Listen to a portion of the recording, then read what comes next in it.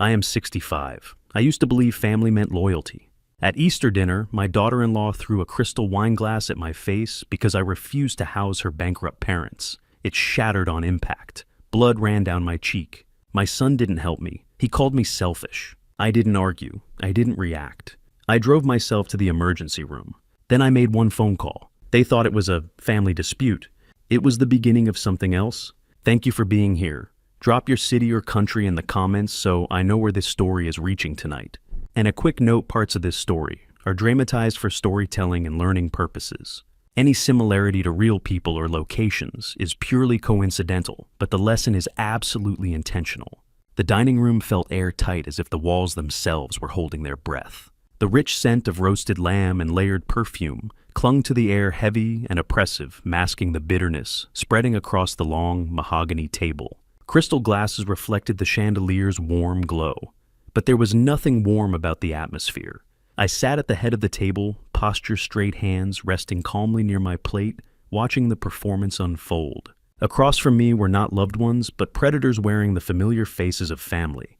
Trenton sat directly opposite, shoulders stiff, jaw tight, his gaze flickering anxiously between me and his wife. He looked like a man preparing to execute a plan he had rehearsed too many times in his head. Beside him, Camille radiated entitlement as naturally as she wore her designer pearls. Her chin was slightly lifted, eyes sharp and appraising, as though she were evaluating a piece of property rather than addressing her father-in-law. To my right sat Howard and Cynthia Reed, Camille's bankrupt parents.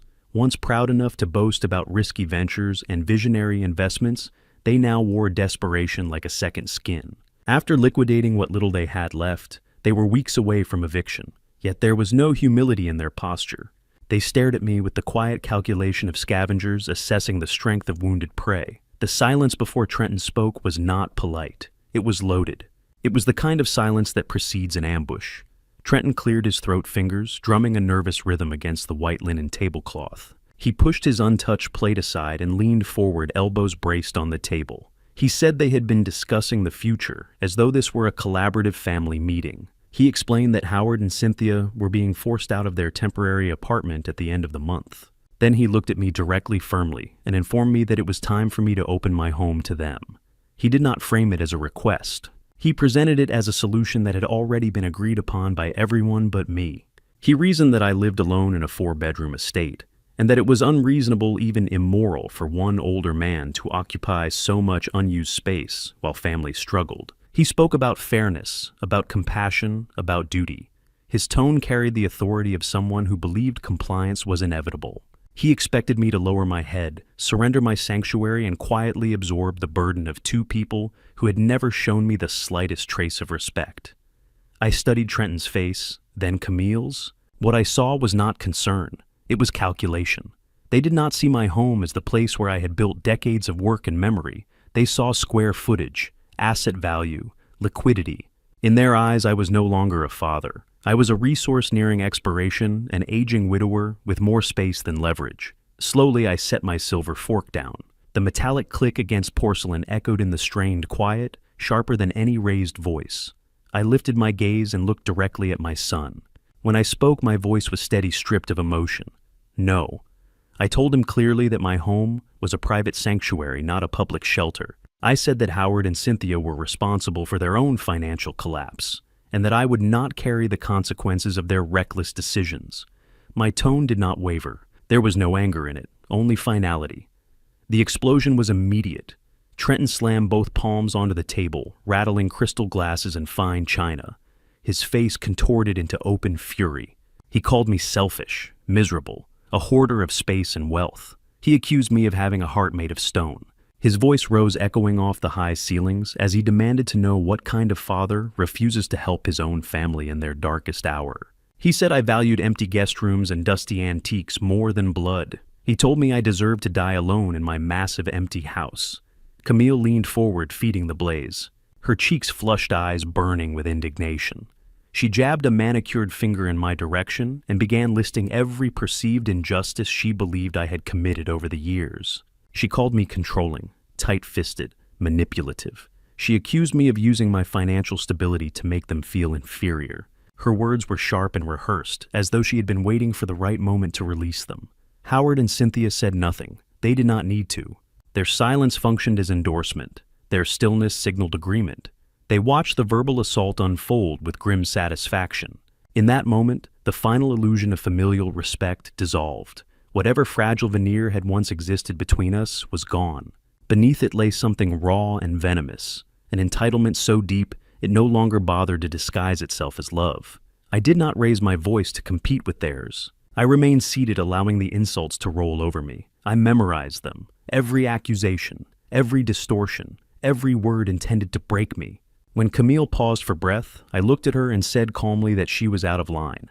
Then I turned to Trenton. I reminded him without theatrics that for the past 5 years, I had quietly subsidized his failing logistics company. I had kept him from bankruptcy court. I had absorbed losses he never acknowledged. I had shielded him from creditors who would have dismantled his operation within months. My assistance had not been public. It had not been paraded. It had simply existed. I told him that generosity has limits. My voice never rose. My posture never shifted.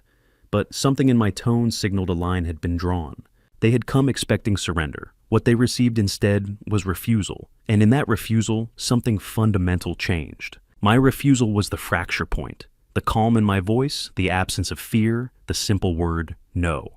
Those were the final threads holding Camille's composure together. When she realized I would not bend, that I would not surrender my home or my will under collective pressure, something inside her snapped. The rejection did not merely anger her, it dismantled her. Her hand shot toward her crystal goblet. The stem was thick, the bowl wide, the glass heavy and expensive. It was filled nearly to the rim with dark red wine, the surface trembling from the force of her movement. There was a split second, a thin, fragile pause where reason might have returned. It did not. With a raw guttural scream that tore through the dining room, she hurled the goblet at my face. I had no time to react, no time to lift a hand in defense. The weighted base of the crystal struck me squarely on my right cheekbone, just beneath the eye. The sound was sharp and violent, a crack that seemed too loud for a private home. The goblet shattered on impact, exploding into shards that scattered across the mahogany table and onto the polished floor. A blinding surge of pain burst behind my eyes. It was immediate, white-hot, disorienting. Then came the warmth, thick, heavy, unmistakable. Blood streamed down my face, mixing with the spilled wine that splashed across my shirt and the wall behind me. Dark red bled into white linen, staining everything it touched. The shouting ceased instantly. The room fell into a crushing silence so complete it felt physical. Howard released a strangled, involuntary gasp. Cynthia clapped both hands over her mouth, eyes wide with horror. Trenton stood frozen, his expression drained of color, staring at the damage his wife had inflicted. He did not move toward me. He did not rebuke her. He did not ask if I was hurt. He simply took one slow, cautious step backward, as though distancing himself from responsibility. Camille remained standing at the table, chest rising and falling, rapidly, her hand empty her mind, struggling to comprehend the violence she had just committed. I did not shout. I did not curse. I did not reach for retaliation. Instead, the pain sharpened my focus. I rose slowly from my chair. The movement was deliberate, controlled. I reached into the inside pocket of my jacket and withdrew a pristine white linen handkerchief. With steady fingers, I pressed it firmly against the open wound on my cheek. I felt the fabric absorb the blood, almost instantly, warmth soaking through to my palm. I lifted my gaze. I looked at Trenton. Then I looked at Camille. I allowed them to see the void in my eyes. Not anger, not shock. Something colder, something calculated. Without another word, I turned my back on them. I walked out of the dining room, leaving the broken crystal, the overturned chairs, and the remains of Easter dinner behind me. I passed through the front door and stepped into the cool, open night air. The contrast was stark. Outside, the world was calm. The sky was dark and unbothered. Crickets hummed faintly in the distance. Inside, everything had changed. I walked to my car parked in the driveway. My steps were measured, my breathing steady. My hands did not tremble as I unlocked the door and slid behind the leather steering wheel. The metallic taste of blood mingled with the bitter residue of wine on my lips. I started the engine. I did not drive home. I drove toward the county hospital. Streetlights flickered rhythmically through the windshield, casting alternating shadows across the interior of the car. Each pulse of pain in my cheek reaffirmed a single truth. This was no longer a domestic disagreement. It had crossed into criminal violence. They had escalated the conflict beyond words. And in doing so, They had handed me the instrument I needed. I pulled into the emergency room parking lot, the fluorescent lights harsh against the darkness. I turned off the engine, but remained seated for a moment. The handkerchief in my hand was soaked through now, crimson spreading across the white fabric. I reached for my phone and dialed Jonathan Pierce. He answered on the second ring alert despite the late hour. I did not waste time with pleasantries. "Phase 1 is complete," I said. My voice echoed faintly inside the quiet car. I informed him that the assault had become physical, that Camille had struck me in the face with a heavy glass object, that I was currently bleeding in the hospital parking lot. Jonathan did not interrupt. He did not ask for dramatic detail. He simply acknowledged the information and stated that he was activating the protocols we had previously discussed. His tone was calm, precise. He instructed me to ensure that medical staff documented every injury thoroughly and to request a full report. I ended the call. I stepped out of the car and walked toward the sliding glass doors of the emergency entrance. The fluorescent lighting illuminated my reflection in the glass, blood streaked across my cheek shirt, stained expression unbroken. The automatic doors parted. Inside, the sterile brightness of the triage area replaced the cool night air. I approached the front desk with controlled steps. The nurse behind the counter looked up and visibly recoiled at the sight of my face. I stood straight. "I require immediate medical attention for a facial laceration," I said evenly. Then without hesitation I added, "And please contact the local police precinct. I need to file a formal felony assault report against my daughter-in-law." The words were measured, precise. This was no emotional outburst, no revenge-driven impulse. This was documentation. This was procedure. The nurse nodded, already reaching for the phone. As she called for assistance, I felt something settle inside me. The shouting at the dinner table had been chaos. This was order. The silent adjustment had begun, and the paper trail once started would not be erased. I did not return to my house that night. The silence there would have been too loud, too fresh, with the memory of shattered crystal and spilled blood. Jonathan Pierce arranged a private suite for me at a discreet downtown hotel far from Trenton's neighborhood and the curious eyes of neighbors. While I rested behind locked doors and drawn curtains, the legal machinery began to turn quietly, efficiently, without emotion. The following morning, I sat across from Jonathan in his sleek glass-walled office overlooking the city skyline. A cup of black coffee cooled in my hand, while the stitches along my cheek pulsed with a steady, controlled ache. The pain no longer felt chaotic. It felt useful. Jonathan did not offer hollow words of comfort. He did not ask how I was feeling. Instead, he rotated his laptop toward me and pressed play. The screen filled with the grainy clarity of police body camera footage from the previous evening. Two uniformed officers walked up the manicured stone pathway leading to Trenton and Camille's suburban home. The porch lights glowed warmly, giving the illusion of peace. Through the large front window, the camera captured a scene of absurd normalcy. Trenton, Camille, Howard, and Cynthia were seated at the dining table, sharing slices of gourmet cheesecake. They were laughing, forks clinked lightly against porcelain plates. Their faces were relaxed, satisfied. There was no sign of remorse, no sign of concern. They had sent me to the hospital bleeding, and yet they were celebrating dessert. They believed the confrontation had ended in their favor. They mistook my silence for weakness. They assumed I had retreated in defeat. What they did not know was that a night court judge had already signed a warrant for felony assault with a deadly weapon. On the screen, the lead officer raised his fist and knocked hard against the heavy oak door. The sound was deliberate and unyielding, echoing into the quiet suburban night. Inside, I saw Trenton pause mid-laugh. He frowned, dabbing his mouth with a napkin, irritation crossing his features. He rose from the table with visible annoyance rather than concern.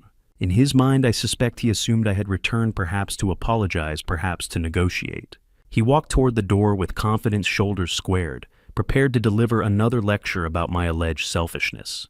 He opened the door and found himself staring into the impassive faces of two county sheriffs. Red and blue patrol lights flashed across his pale expression, bathing his features in alternating color. For a fleeting second, confusion flickered in his eyes. Then pride returned. Trenton puffed out his chest, attempting to reclaim authority. He asked what the officers wanted. He demanded to know why they were disturbing his family at such a late hour. The lead officer did not offer pleasantries. He did not acknowledge Trenton's tone. He simply shifted his gaze past Trenton's shoulder into the well-lit dining room and called out for Camille by her full legal name, instructing her to step forward and identify herself. On the screen, Camille froze halfway through a bite of cheesecake. The smug composure she had worn all evening dissolved instantly. Her fork hovered in the air before lowering slowly to the plate. Panic replaced arrogance. She stood unsteady. Trenton immediately moved to block the doorway, positioning himself between his wife and the officers as though he could physically shield her from consequence. He insisted that she had done nothing wrong. He described the incident as a minor family misunderstanding, exaggerated by an emotional old man.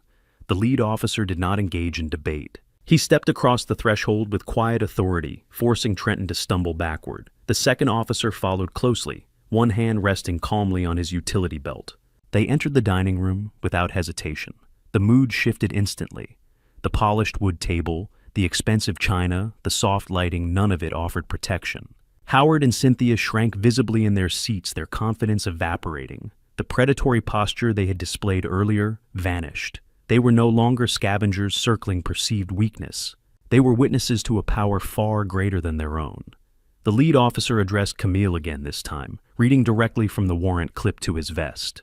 His voice was steady, procedural, devoid of emotion. He informed her that she was under arrest for aggravated assault with a deadly weapon and felony elder abuse. The words seemed to hang in the air before landing with full force. Camille released a sharp, piercing shriek. She staggered backward, colliding with the edge of the mahogany table and knocking over a glass of water. She shouted that it was a lie. She insisted that I had attacked her. She demanded that Trenton intervene. Trenton fumbled for his phone, threatening to call the mayor, the police commissioner, anyone he believed might bend reality back in his favor. His voice rose brittle and desperate. The officers remained unmoved. The lead officer stepped forward and took Camille firmly by the wrist. His grip was controlled, practiced. With fluid efficiency, he guided her arm behind her back. The sound of steel handcuffs snapping shut echoed through the dining room. It was a sharp, decisive click. Camille's composure collapsed entirely. Tears streaked down her face as she struggled against the restraint, her designer dress wrinkling and twisting beneath the officer's hold. Her earlier rage was gone, replaced by raw disbelief. I watched the footage without blinking. The illusion of control had shattered, and the law had entered their sanctuary uninvited. The officers marched Camille out of the dining room, dragging her toward the front door. She dragged her feet, pleading and crying loudly, begging Trenton to save her. Trenton followed them to the porch, shouting empty legal threats that the officers ignored. The neighborhood was wide awake. The flashing police lights had drawn the attention of every affluent resident on the street. Neighbors stood on their manicured lawns and peered through their front windows, watching the spectacle unfold. They saw Camille, the self-appointed queen of the neighborhood association, being shoved into the back of a police cruiser in handcuffs, with her mascara running down her face. Her reputation was instantly and permanently destroyed. The cruiser doors slammed shut with a final metallic authority, cutting off Camille's hysterical screams mid-cry. The sound reverberated through the quiet suburban street like a judge's gavel. The officers climbed into the front seats without hesitation. Seconds later, the patrol car pulled away, red and blue lights flashing across manicured lawns and pristine facades. Trenton remained standing alone on his front lawn, illuminated by the harsh glare of security lights mounted above the garage. His silhouette looked smaller, now diminished. The confident host of moments earlier was gone. He stared after the departing cruiser as though disbelief alone might bring it back. Inside the house, Howard and Cynthia did not step forward to defend their daughter. They lingered in the shadows beyond the doorway, unwilling to share in the consequences of the chaos they had helped fuel. In Jonathan's silent office, I watched the footage without blinking. I felt no sympathy, no regret. Only the quiet mechanical satisfaction of precision. A trap once set correctly does not require emotion. It requires patience. And the trap had closed exactly as designed. Morning sunlight flooded through the floor-to-ceiling windows of the law office, casting long, angular shadows across the polished concrete floor. The heavy oak door was sealed shut, isolating us from the distant hum of the city below. I sat in a high-backed black leather chair, my stitched cheek pulsing faintly, my phone resting in my palm. The screen displayed 12 missed calls and 3 unheard voice messages, all from Trenton. Jonathan sat across from me, behind his expansive mahogany desk, posture immaculate, hands folded neatly atop a fresh legal pad. He instructed me to place the phone in the center of the desk and activate the speakers so that the contents could be formally documented. I set the device down. The automated voice system echoed into the room. The first message was time-stamped 2 a.m. Trenton sounded breathless. His voice bounced faintly distorted by the cavernous acoustics of the county jail waiting area. He did not ask how my face was healing. He did not inquire about the stitches. He did not express concern. He began with accusation. He demanded I stop acting dramatic. He informed me that Camille had been formally booked and was sitting in a holding cell alongside actual criminals. He ordered me to drive to the precinct, immediately tell the duty sergeant that I had fallen and injured myself, and withdraw the charges. He insisted the situation was a gross overreaction to a simple misunderstanding. According to him, I was embarrassing the family. He told me to fix my mistake. The message ended abruptly with the sharp click of disconnection. Jonathan made a single deliberate notation on his pad. I felt nothing. The second message arrived 45 minutes later. The transformation in tone was stark. The commanding arrogance had dissolved into uncontrolled rage. Trenton was shouting now, the sterile hum of the police station barely audible beneath his fury. He screamed that the night magistrate had imposed an enormous cash bail because the charge was classified as a violent felony against a vulnerable elderly individual. He blamed me entirely for the financial burden. He called me vindictive, spiteful, a bitter old man who could not tolerate his son's success. He declared that if I did not correct the situation before sunrise, he would sever all contact permanently. He threatened to remove me from their lives and let me rot alone in my empty house. He claimed Howard and Cynthia were traumatized by the arrest. He called me a monster. I glanced at Jonathan. He raised one eyebrow calculating, but remained silent. The room absorbed Trenton's rage without reaction.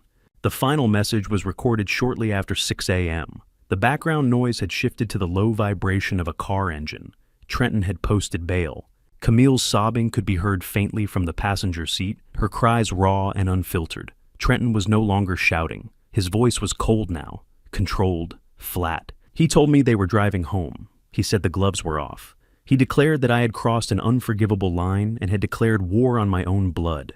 He promised I would pay for humiliating his wife publicly. Then came the real threat. He stated he would contact his own attorneys and petition the court to declare me mentally incompetent. He swore he would prove I was unfit to live alone. He vowed to have me forcibly removed from my home and committed to a state facility. He said he would take control of my estate, liquidate the property, and use the proceeds to protect Camille from prison. He finished by telling me I was dead to him. The room fell silent as the message ended. Jonathan reached forward calmly and tapped the screen, transferring the audio files to his secure server. The hum of the upload bar filled the stillness. He leaned back slightly and looked at me, eyes sharp, analytical. He just gave us exactly what we needed, he said. Trenton believed he was issuing threats. In reality, he was confessing intent. And intent once documented becomes leverage. The trap had not only closed, it had recorded itself.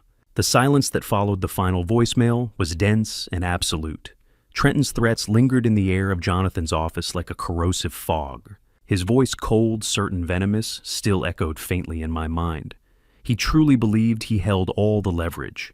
In his imagination, I was nothing more than an aging man clinging to a single valuable property, a frail obstacle standing between him and the life he felt entitled to claim.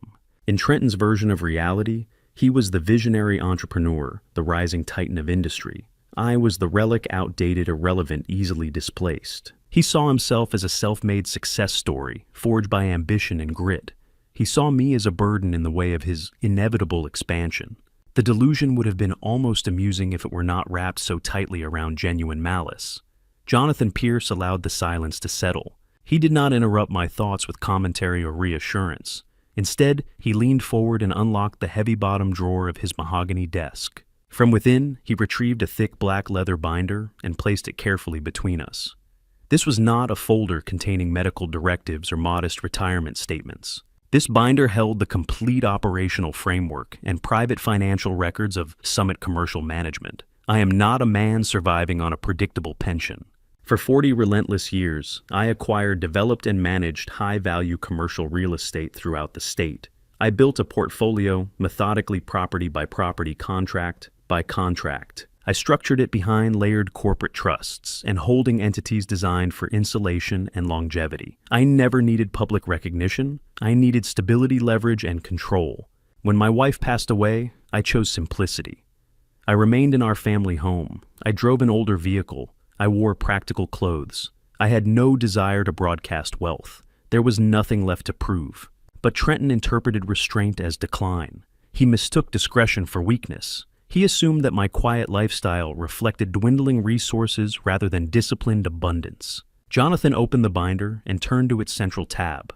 He slid a clean, crisp legal document toward me across the polished desk surface. It was the master lease agreement for a massive industrial warehouse complex on the southern edge of the city, the very facility from which Trenton operates his booming logistics enterprise. 5 years earlier, Trenton had walked into my living room wearing a tailored suit purchased on borrowed confidence. He demanded a substantial cash infusion to launch his delivery and warehousing company. He spoke to me with thinly veiled contempt, dismissing my conservative financial counsel as obsolete.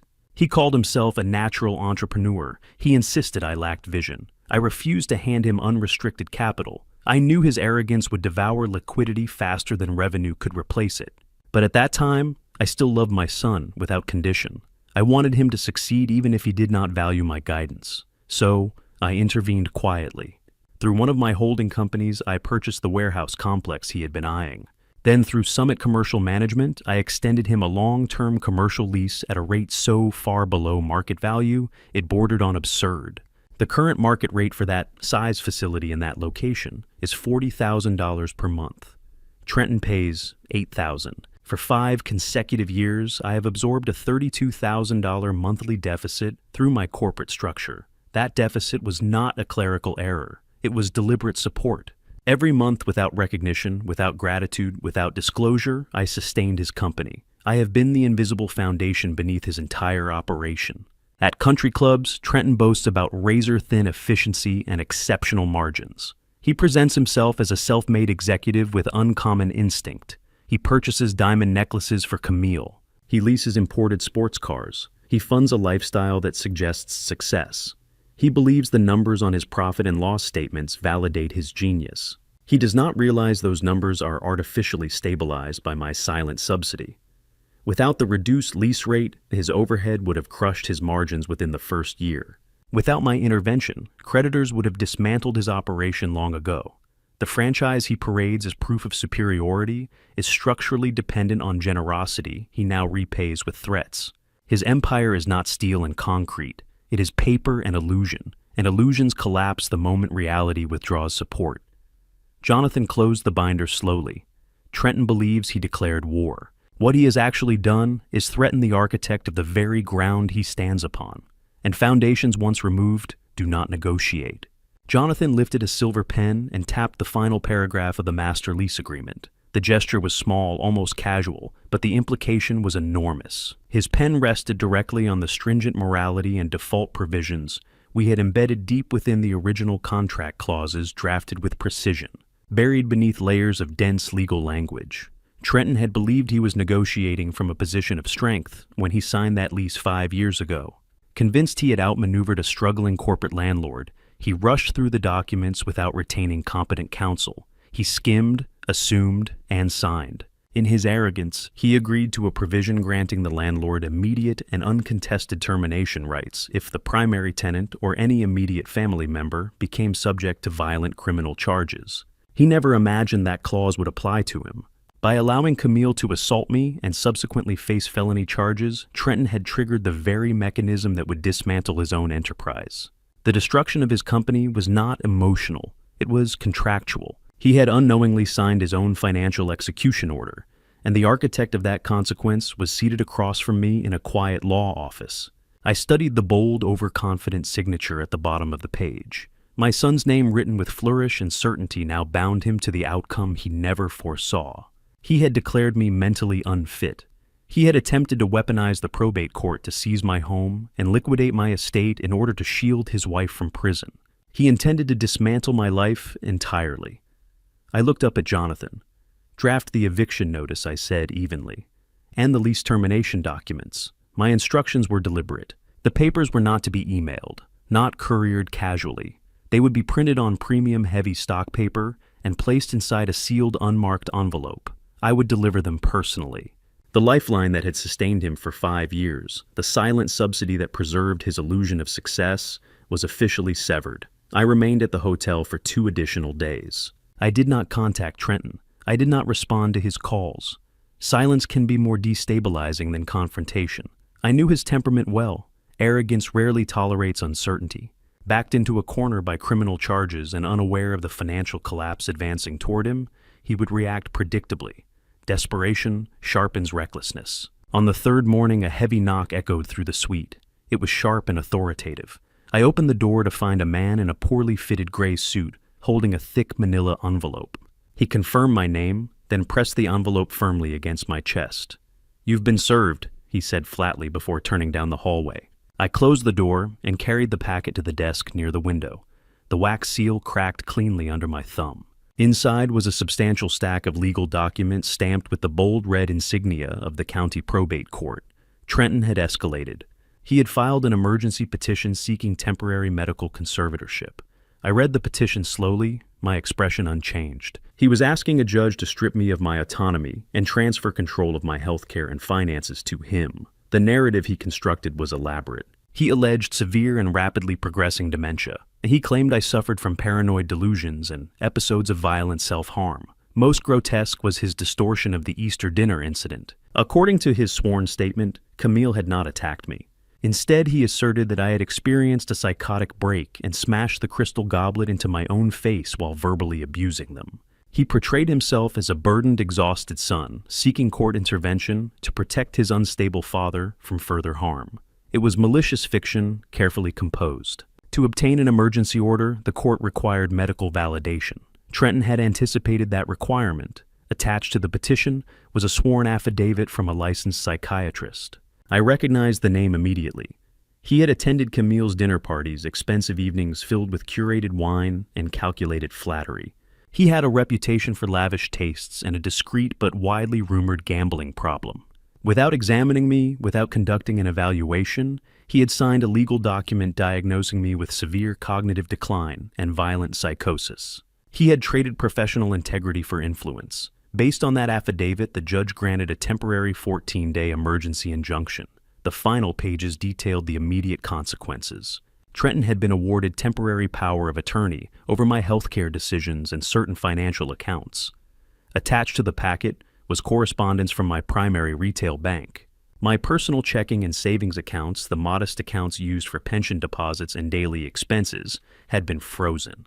Trenton believed he had executed a strategic masterstroke. By restricting my liquidity, he assumed I would be unable to retain counsel or maintain accommodations. He thought deprivation would force submission. He believed he had neutralized me. He did not understand that those accounts were decoys, functional but insignificant components of a far more complex structure. I retrieved my phone and called Jonathan. I read the injunction line by line. He did not express alarm. His tone was measured analytical. "They've committed perjury," he said, "and the psychiatrist has exposed himself to federal medical fraud." By filing knowingly false affidavits with the probate court, Trenton and the physician had transformed a domestic dispute into a criminal conspiracy. I asked about the frozen accounts. Jonathan reassured me immediately. The wealth contained within Summit Commercial Management and its affiliated trusts was legally insulated. Those entities existed under separate tax identification numbers, governed by layered holding structures and asset protection frameworks. Trenton was unaware of their existence. He had frozen the visible accounts, the ones designed to appear ordinary: groceries, utilities, minor transactions. He believed he had isolated me financially. In reality, he had revealed intent. Every false statement in that petition, every fabricated diagnosis, every fraudulent signature, each action was documented and time-stamped. He thought he was closing in. Instead, he was stepping deeper into exposure. The lease termination sat drafted and ready. The eviction notice awaited delivery. The conservatorship petition provided new leverage. Trenton assumed he was seizing control of the board. He did not realize the game had always been structured around contingencies he could not see, and now he had moved precisely where I needed him to. I stood at the wide hotel window, looking down at the relentless movement of the city below. Cars streamed through intersections. Pedestrians crossed streets with purpose. Life continued indifferent and orderly. My stitched cheek pulsed with a steady, controlled ache, but my thoughts were razor sharp. Pain clarifies. Betrayal simplifies. Trenton believed he was holding a winning hand. In his mind, he had cornered me. He thought he had locked me inside a legal cage and severed the only financial artery keeping me alive. He believed he had acted decisively, brilliantly. What he did not understand was that I had left the door open on purpose. I had allowed him to obtain that temporary authority, because I knew exactly what a desperate, greedy man would do once handed even a fragment of control. He would not exercise restraint. He would overreach. He would stretch his new power beyond its legal boundaries in an attempt to secure something far larger. He would try to save himself, and in doing so, he would expose himself completely. I had been waiting for retaliation, waiting for escalation. The moment he filed that fraudulent conservatorship petition, the final piece slid into place. The stage was set. The Trojan horse was already inside his gates, he just did not know it. The following afternoon I returned to my property. The wrought iron gates parted silently, and my car moved up the long, curved driveway toward the sprawling stone estate I had built through decades of measured risk and calculated discipline. Ancient oaks framed the property. The lawns were trimmed with geometric precision. From the outside, it looked exactly as it always had. But the atmosphere had shifted. This was no longer a sanctuary. It was a battlefield. I parked in the garage and entered through the side door, stepping into the cool stillness of the grand foyer. Marble floors reflected the afternoon light streaming through tall windows. Everything was orderly, untouched. Less than an hour later, the quiet was shattered by the deep rumble of a large engine. I moved to the front window and looked down. Trenton's oversized luxury SUV was parked directly on my front lawn, its wide tires carving careless tracks into the manicured grass. He had not bothered to use the driveway. The act was deliberate, territorial. He stepped out of the vehicle with the posture of a conqueror surveying newly claimed land. The rear doors opened. Howard and Cynthia emerged dragging oversized plastic suitcases behind them. The cheap wheels rattled loudly against the pavement. They paused at the base of the steps and stared up at the house, their expressions unguarded and hungry. They did not look like concerned relatives. They looked like scavengers arriving at a carcass. I turned away from the window and walked to the front door. I unlocked the heavy mahogany panels and pulled them open just as Trenton reached the top step. He did not greet me. He did not glance at the bandage covering my cheek. He did not inquire about my condition. Instead, he lifted a thick manila folder and pushed past me into the foyer as though he already owned it. Howard and Cynthia followed, dragging their plastic luggage across my polished marble floors without hesitation. I closed the door quietly and faced them. Trenton slapped the folder onto my antique console table with theatrical authority. "The court granted the order," he said, his tone saturated with triumph. "I now have full temporary control." He announced that a judge had determined I was a danger to myself, that I was mentally unstable, that I could no longer be trusted to live alone. Then he gestured grandly toward his in-laws. "They're moving in," he declared, effective immediately. 24-hour supervision. He framed it as generosity, as sacrifice. He claimed they were giving up their time to monitor a sick, paranoid old man. The truth was far simpler. He was installing wardens. He intended to confine me, socially monitor my communications, and control access to my property, while draining what he believed were my frozen assets. Howard puffed out his chest and surveyed the foyer with grotesque satisfaction. "Don't worry," he said smoothly. "We'll take excellent care of everything while you adjust." Cynthia drifted toward a bronze sculpture near the staircase, running her fingers lightly across its surface. I caught the faint whisper of her calculating how much it might fetch at a private auction. They expected resistance. They expected rage. They expected the volatile outburst Trenton had described in his petition. Instead, I gave them nothing. I allowed my shoulders to sag. I introduced the faintest tremor into my hands. I lowered my gaze to the marble floor. When I spoke, I let my voice thin and rasp. "I'm very tired," I said quietly. "My head hurts. I just want to rest." I did not challenge the court order. I did not demand they leave. I did not protest. I nodded slowly as if confused. I shuffled slightly as I turned away, imitating the disorientation Trenton had sworn under oath defined me. The performance was seamless. Behind me, I felt the immediate shift. Trenton exhaled sharply relief, disguised as dominance.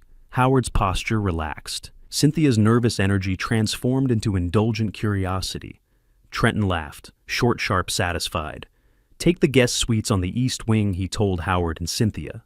"Make yourselves comfortable." He instructed them to lock the exterior doors, to monitor my movements, to ensure I did not wander and embarrass the family again. He spoke about me as if I were an aging animal in need of containment. He believed he had broken me. He thought the sight of an official court order had crushed the last of my resistance. I moved slowly toward the sweeping staircase. My hand gripped the wooden banister firmly, not from weakness, but to maintain the illusion. Each step was measured and heavy. At the top landing, I paused briefly, then continued down the long hallway toward my master suite. The corridor was silent, controlled. Once inside my bedroom, I closed the heavy oak door carefully. Then, I turned the deadbolt. The metallic click echoed through the room, solid, final, deeply satisfying. For the first time that day, I allowed my shoulders to straighten. The tremor vanished. My breathing stabilized. They believed I was contained. They believed they were in control. But they had just moved into a structure whose foundation they did not understand. They thought they had invaded my sanctuary. In truth, they had entered my arena. And the door they had walked through so confidently was already closing behind them. The instant the deadbolt clicked into place, the frail, defeated old man ceased to exist. I straightened slowly, vertebra by vertebra, until my spine aligned with deliberate precision. The tremor vanished from my hands. The weakness drained from my posture. I crossed the room and drew the heavy velvet curtains closed, sealing the master suite in cool, controlled shadow. The sunlight disappeared. So did the performance. I moved to my private mahogany desk and knelt beside it, sliding open the false-bottom drawer, concealed beneath a stack of harmless documents. From within I retrieved a sleek encrypted tablet encased in matte black carbon fiber. The invasion had unfolded exactly as anticipated. They had breached the perimeter of my sanctuary and planted themselves in my foyer with the swagger of conquerors. They believed they were seizing spoils from a fallen adversary. They believed the war was over. They did not realize they had locked themselves inside a structure designed to contain them. Patience had always been my advantage. Now the waiting phase was complete. The game had entered its next stage. I pressed the power button. The screen illuminated with a cold, sterile glow, the light of surveillance of documentation of truth, captured without distortion. The faint blue radiance from the tablet spilled across the darkened walls of my suite. I settled into my heavy leather armchair and listened to the distant echo of footsteps below. Howard and Cynthia were exploring, claiming space, touching surfaces, testing boundaries. They were entirely unaware that the ground beneath their feet no longer belonged to me as an individual. Trenton believed the emergency conservatorship order had handed him a prize of immeasurable value. In his mind, he had secured a multi-million-dollar estate, a tangible asset he could eventually liquidate to rescue his wife from criminal consequences. His strategy depended on one fatal assumption, that my greatest wealth sat unprotected and personally titled in my name. He was profoundly mistaken. 6 months earlier, I had noticed subtle changes in Trenton's behavior. His eyes lingered too long on my antique silver collection. He asked pointed questions about property taxes, estate planning, insurance beneficiaries. His curiosity was not affectionate. It was acquisitive. I recognized the hunger of a man staring at a lifeboat he intended to commandeer. I did not confront him. I did not warn him. Instead, I scheduled a meeting with Jonathan Pierce. Over the course of several weeks, we executed a meticulous and entirely lawful restructuring of my assets. I relinquished personal ownership of the estate. The deed title and all associated rights were transferred into an irrevocable blind trust managed by Jonathan and a board of independent fiduciary trustees. The trust was insulated, autonomous, untouchable by family court maneuvering. When the probate judge signed the temporary injunction, he granted Trenton authority over Alistair Wallace, the individual. He gave him access to modest personal accounts and the authority to dictate my medical care. But Alistair Wallace, the individual, no longer owned the sprawling stone estate. Trenton had stormed a castle whose treasury had already been relocated. He could not sell the house. He could not leverage it as collateral. He could not even legally remove me from residency. The trust stipulations guaranteed my right to inhabit the property indefinitely. He stood in my foyer, believing he possessed dominion over a kingdom that did not legally exist in my name. His victory was theatrical, hollow, but a shield alone would not suffice. I required a blade. During the same week the trust was finalized, I retained a private security firm, specializing in discreet corporate surveillance infrastructure. They did not mount visible cameras or leave blinking indicators. For 4 days, technicians worked quietly within the architectural framework of the house. Microscopic lenses were integrated into crown-molding ventilation, grates, and recessed lighting housings. Audio sensors were embedded behind custom wall panels. Every common living area, foyer, hallways, kitchen, formal living room was covered. The only spaces excluded were private bathrooms, ensuring compliance with legal standards. Every feed recorded in pristine 4K resolution with synchronized audio capture. Because the property was owned by a corporate entity, and the surveillance was confined to common areas of a privately managed structure, the installation was entirely lawful and admissible in court. There was no reasonable expectation of privacy in a corporate-owned foyer. I had transformed my home into a recording instrument. I unlocked the tablet with my biometric authentication. The screen divided into a grid of 16 live feeds.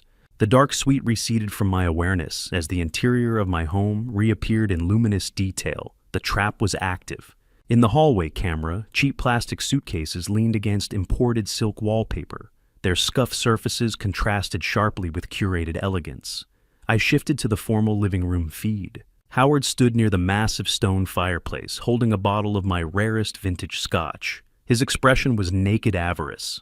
He examined the label with widened eyes before breaking the wax seal without hesitation. He poured a heavy measure into one of my crystal tumblers. He did not glance around. He did not ask permission. He swallowed it, as if it were tap water. Cynthia paced across the Persian rug, her heels pressing into fibers hand-woven decades ago. Her fingers skimmed across the polished mahogany lid of my antique grand piano. She gestured toward the bay window's animated speculative.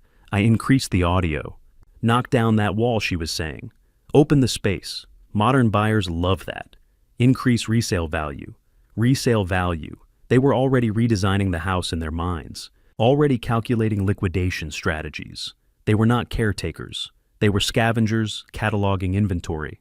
From the kitchen feed, I observed Trenton moving with calculated authority. He opened cabinets, inspected drawers, tested locks. He believed he was conducting oversight. In reality, he was providing evidence. Every word, every gesture, every unauthorized action. Time-stamped, archived, encrypted. They believed I was upstairs deteriorating. They believed medication and legal documents had neutralized me. They believed they had forced entry into an aging man's declining world. Instead, they were actors on a stage they did not know existed. I leaned back in the chair tablet, balanced steadily in my hands. The blue glow reflected faintly in my eyes. The invasion had not weakened me. It had invited them into a controlled environment, and within that environment, their own behavior would dismantle them. They thought they were living inside my house. They were living inside my case file. I tapped the screen and isolated the audio feed from the living room. Cynthia's sharp nasal voice flooded the darkness of my bedroom, amplified with clinical precision. She was not whispering out of caution, she was whispering out of habit. There was no fear in her tone, only mockery. She laughed about my decline, ridiculing the tremor I had so carefully performed earlier that afternoon. She told Howard how easily Trenton had outmaneuvered me, how simple it had been to convince a judge that I was unstable. She spoke about my supposed dementia as if it were an amusing anecdote at a dinner party. Howard raised the crystal tumbler of my stolen scotch and offered a toast to my rapid deterioration. They clinked glasses to my imagined institutionalization. They spoke with the unfiltered cruelty of people who believe they are unobserved and invincible. They believed the house was theirs. They believed I was sedated, defeated, and irrelevant. They did not know that every word, every sneer, every contemptuous laugh, every careless confession was being captured in pristine, 4K resolution, encrypted in real time, and transmitted to a secure remote server controlled by Jonathan Pierce. I sat motionless in the darkness, watching them perform, for an audience they did not know existed. I felt no surge of anger, no flash of betrayal, only a cold architectural satisfaction.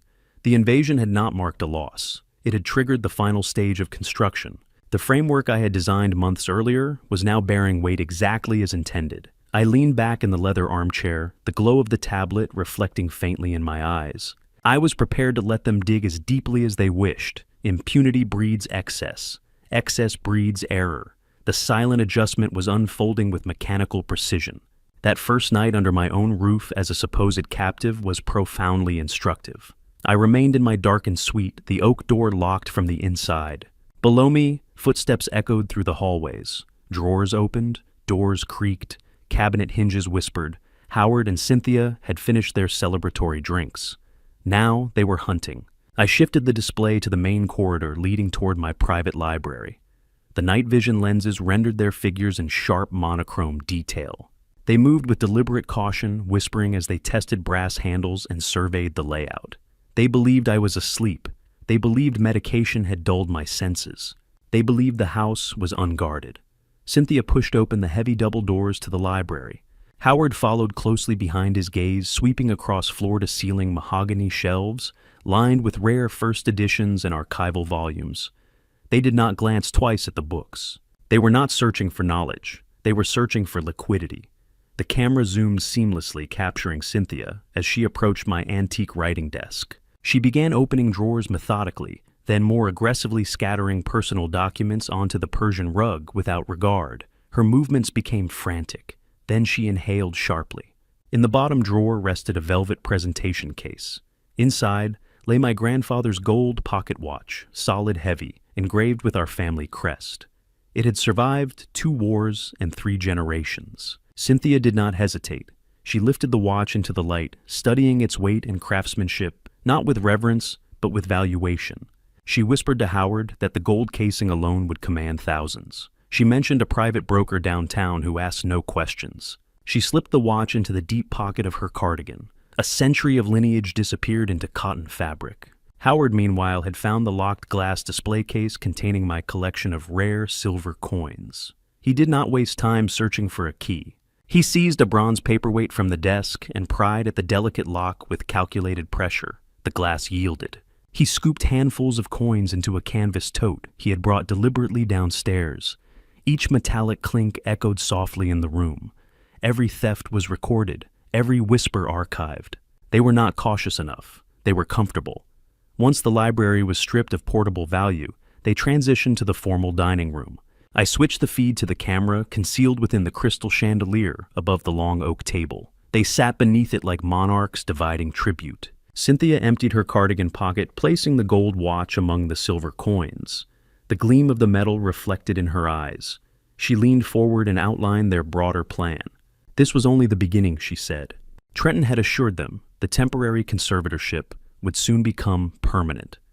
Within 2 weeks, she predicted a judge would sign the final order. I would be transferred to a state-funded facility on the least desirable side of the city. The cheaper the institution, she reasoned, the greater the remaining profit. Howard nodded enthusiastically and pulled a small notebook from his jacket. He began calculating. He estimated the market value of the estate, the resale value of the antique furniture, the potential liquidation of artwork and collectibles. He speculated about the balance of the frozen checking accounts. Once I was secured, they would negotiate a percentage with Trenton Compensation, as they saw it, for assisting in the transition. They discussed my institutionalization with the tone of contractors reviewing renovation plans. No hesitation, no conscience. The microphone embedded above them captured every syllable with crystalline clarity. I listened as they plotted my confinement and financial erasure. The weakness I had portrayed earlier was nowhere within me now. What remained was something colder, more durable. Iron. I pressed the record icon, saving the full session to Jonathan's secure cloud repository. Redundant backups activated automatically, timestamps, authentication codes, chain of custody documentation. The evidence was comprehensive. This was no longer a bitter family disagreement. It was a recorded conspiracy, grand theft, elder abuse, fraudulent conservatorship. Because the estate was owned by a corporate trust, their theft constituted corporate larceny, a charge far more severe than petty domestic theft. They were not stealing from an old man. They were stealing from an entity protected by corporate law, and they were confessing as they did it. After cataloging their spoils, they extinguished the dining room lights and returned to their assigned guest suites. They moved through the house with the smug ease of people convinced of permanent control. They did not glance at ceilings. They did not suspect the molding. They did not question the air vents. I watched them retreat satisfied. Then I powered down the tablet. The room returned to darkness. I lay back on the bed, not seeking sleep, but stillness. The scavengers had entered the snare. Now I needed only one more miscalculation. Trenton would provide it. He always did. And when he did, the final piece would lock into place. The sun had barely risen when I opened the door to my master suite. A pale wash of morning light filtered through the high windows at the end of the hallway. The house was silent, profoundly, luxuriously silent. Howard and Cynthia, fatigued from a night of looting my library and celebrating with my finest liquor, were undoubtedly still asleep in the east wing, cocooned in linens they had not earned. I began my descent down the sweeping staircase, one deliberate step at a time. My hand gripped the polished banister, my shoulders curved inward, my gait slow and uneven. Even alone, I maintained the performance. A truly convincing illusion is never abandoned too early. If a door cracked open upstairs, if an eye watched from the shadows, they would see exactly what Trenton had described, to the court a fragile, diminished old man struggling with gravity and age.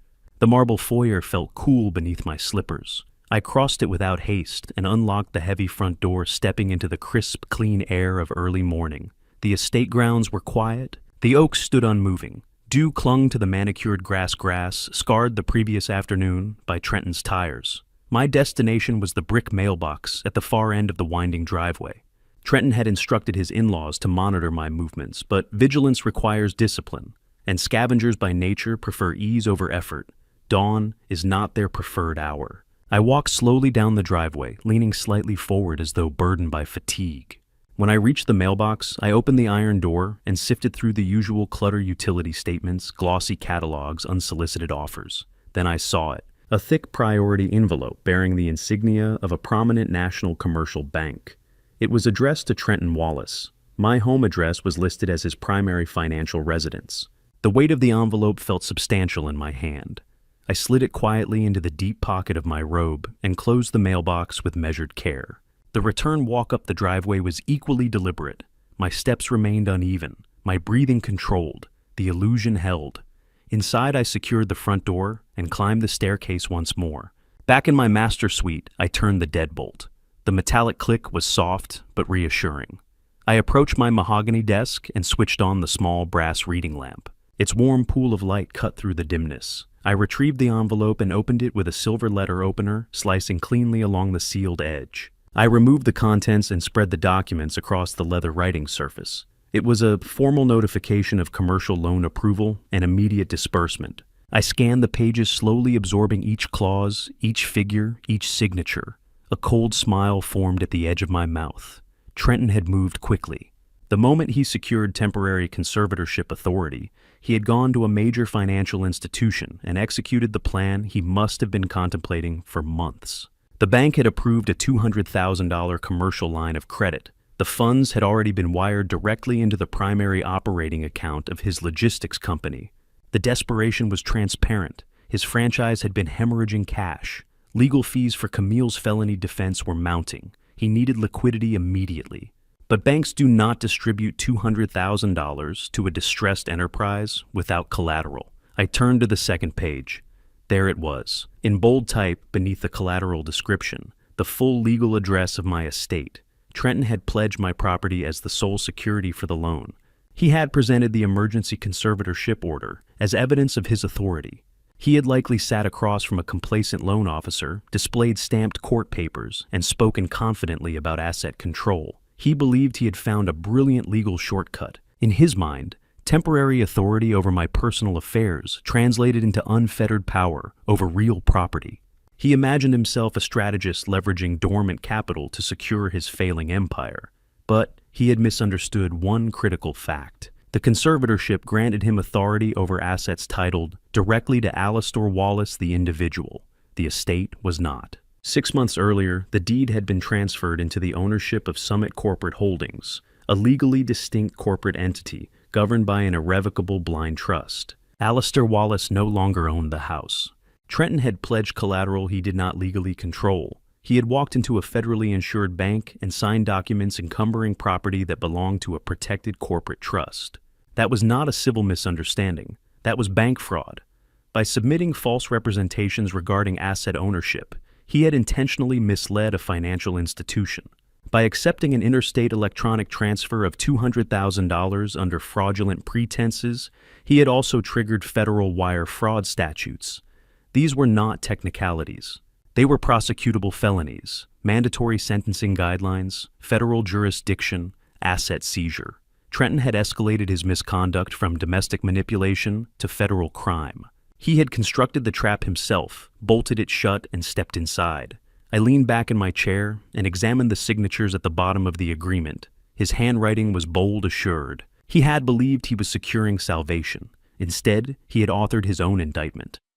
There would be no plausible deniability. The loan documentation explicitly referenced the property address. The conservatorship order attached to the application did not confer real estate authority. Any competent forensic review would identify the discrepancy immediately. He had lied, and he had done so in writing.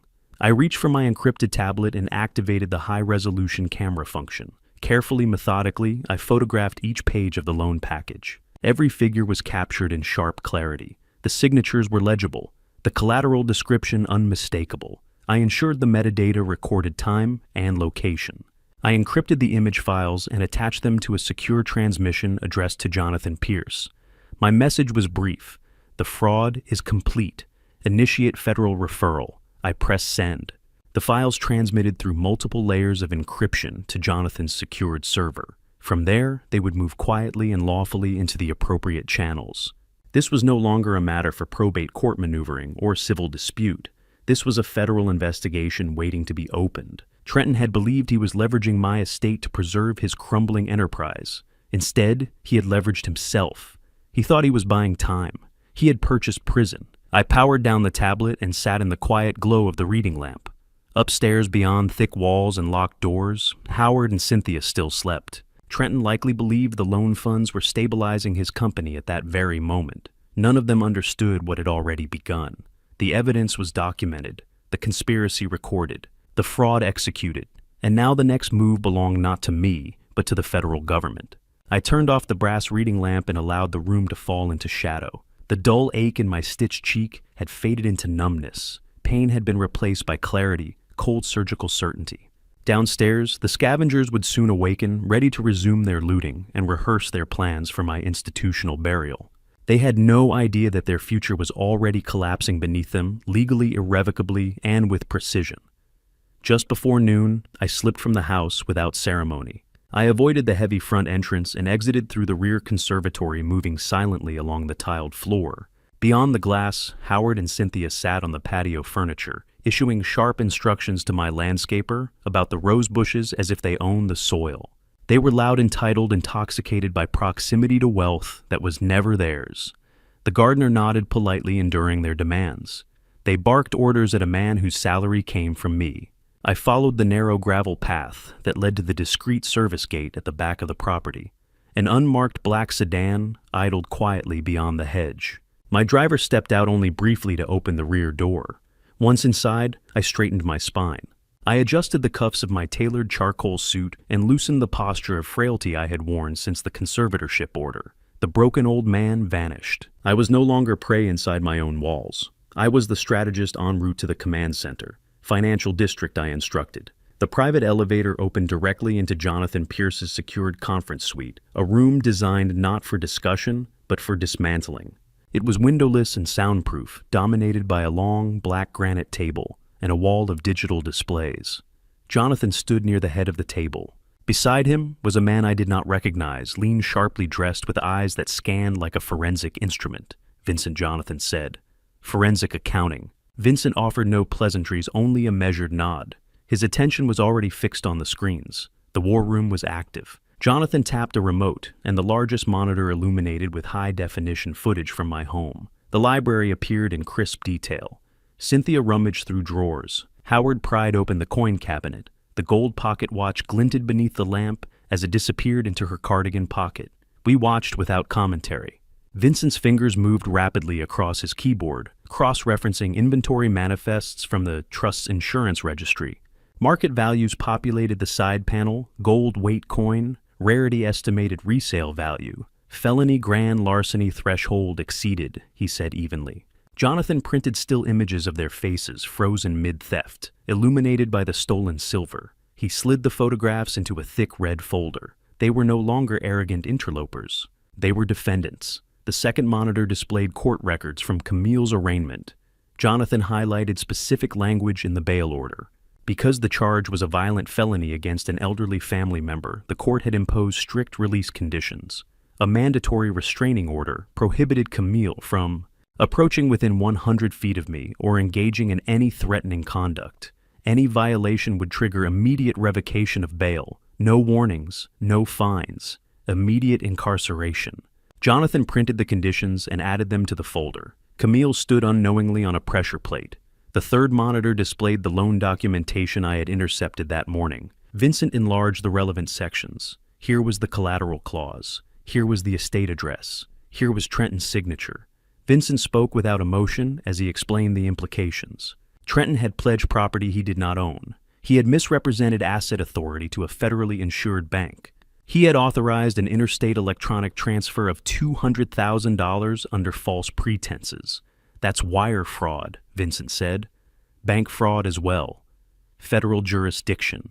He printed the loan agreement, the conservatorship attachment, and the wire confirmation receipt. Each page was stamped and cataloged. Jonathan arranged the evidence methodically on the granite surface. First, documented theft by Howard and Cynthia.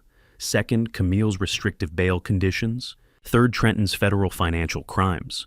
He assembled the documents into a heavy leather binder. This was not a defensive case. It was an indictment waiting for delivery. Jonathan closed the binder and looked at me. "We can initiate arrests immediately," he said. "Your decision." I placed both hands on the granite table. "I don't want quiet arrests," I replied. I wanted accountability visible. I wanted Trenton to experience the same public humiliation he had engineered for me. I wanted Camille's illusion of social superiority shattered in full view. "We wait," I said. "Coordinate with local deputies and federal agents. We move when he provides an audience." Jonathan nodded. Understood. The binder was secured. The machinery was primed. I returned to the estate under the cover of early evening. I re-entered through the rear path and slipped upstairs unnoticed. The master suite door locked behind me once again, restoring the illusion of captivity. The house felt subdued. Howard and Cynthia had likely exhausted themselves cataloging my possessions and retired to their appropriated guest rooms. I placed the leather binder inside the hidden floor, safe beneath my wardrobe. The evidence rested inches below the floorboards, complete, irrefutable, patient. It did not take long. Heavy footsteps echoed in the hallway outside my door, measured, confident, theatrical. They stopped directly in front of the suite. There was a faint rustle of glossy paper. Something slid beneath the door, coming to rest near my shoes. I did not bend to retrieve it immediately. Trenton leaned close to the door. He did not knock. His voice filtered through the wood in a low, deliberate whisper, sharpened with cruelty. "Take a look," he said. He informed me that he had spent the afternoon touring my new home. He described the facility with relish. A state-funded institution at the industrial edge of the county, adjacent to a water treatment plant. He laughed as he recounted the chemical odor lingering in the corridors. Shared rooms, understaffed nurses, processed meals. He described my assigned roommate, a non-verbal man who screamed at walls through the night. His tone carried satisfaction. This was not concealment. It was punishment. He reminded me that Camille's preliminary hearing was approaching. By then he assured me the conservatorship would be permanent. Once he controlled my legal voice, he intended to withdraw my police statement. He would tell the court my memory was unreliable, that the assault had been a hallucination, that I had injured myself in confusion. He believed he could erase her charges by erasing my credibility. He boasted about retaining the most expensive defense attorney in the city, secured with the $200,000 he had borrowed against my property. Through the locked door, he detailed his triumph. He did not realize he was confessing. He believed I lacked the intelligence to understand the legal ramifications of his own words. He believed the broken man inside the room was powerless. I remained silent. I let him finish. When his footsteps finally retreated down the hallway, I bent and picked up the brochure. The glossy image showed a sterile facility bathed in fluorescent light. I placed it on the desk without reaction.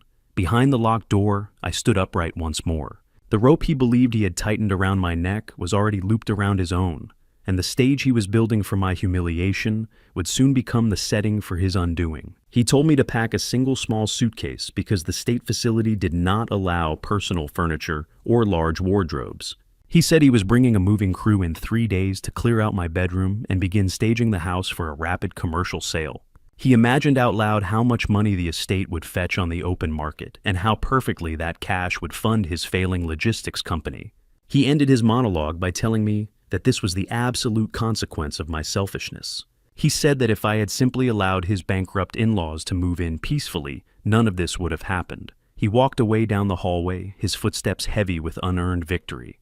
I waited until the sound of his footsteps completely faded before I bent down and picked up the glossy brochure.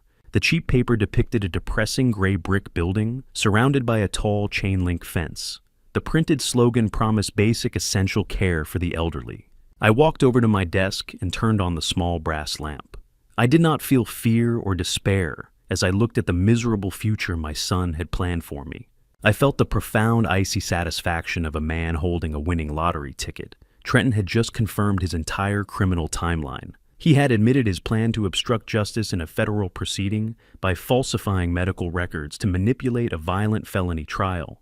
I placed the brochure carefully on my desk, right next to my encrypted tablet. I tapped the screen opening the secure communication channel to Jonathan Pierce. I sent a single text message outlining the strict 3-day deadline Trenton had just established. The real estate staging and the final celebration of his perceived triumph would be the absolute perfect venue for his destruction. I instructed Jonathan to finalize the guest list for our counter-ambush. Trenton wanted to sell my house and lock me in a state asylum. Instead, he had just booked himself a permanent suite in a federal penitentiary. The nursing home threat was not a weapon against me. It was the final nail he drove into his own coffin. The third day arrived exactly as my arrogant son had promised. By late afternoon, the tranquil silence of my private estate was violently shattered by a coordinated invasion. I stood by the second-floor window of my master suite, watching a fleet of commercial catering trucks and luxury event planners occupy my long, winding driveway. Men in crisp white uniforms carried massive exotic floral arrangements, crates of imported champagne, and heavy lighting equipment through my wide-open front doors. Trenton and Camille were sparing absolutely no expense. They were pulling out all the stops to celebrate their fabricated victory and cement their new status among the city elite. They had invited their entire social network, including wealthy, shallow friends, prominent business associates, and fellow members of their exclusive country club. They were hosting a grand high society housewarming party in a massive stone estate they did not own to celebrate a vast wealth they had systematically stolen. The heavy thumping of bass from a live band began to vibrate through the floorboards just as the sun began to set. Heavy, deliberate footsteps approached my bedroom door. The brass handle turned, but the solid oak remained firmly shut because my deadbolt was engaged. I walked over, unlocked the mechanism, and pulled the door open. Trenton stood in the hallway wearing a brand new bespoke tuxedo that fit him perfectly.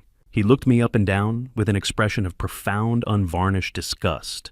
He did not see a father. He saw a pathetic, embarrassing obstacle. He told me that his very important guests were beginning to arrive and that he could not risk a mentally unstable old man wandering downstairs and ruining the aesthetic of the evening. He ordered me to stay absolutely silent, to keep my television turned off, and to not even think about knocking on the door. He explicitly stated that if I caused any kind of scene or upset Camille during her special celebration, he would personally ensure my immediate physical transfer to the miserable state asylum before midnight. He leaned in close, his breath smelling of expensive scotch, and told me to enjoy the sound of my betters enjoying my former life. Without waiting for a single word of response, he reached out, grabbed the heavy brass handle, and forcefully pulled the door shut.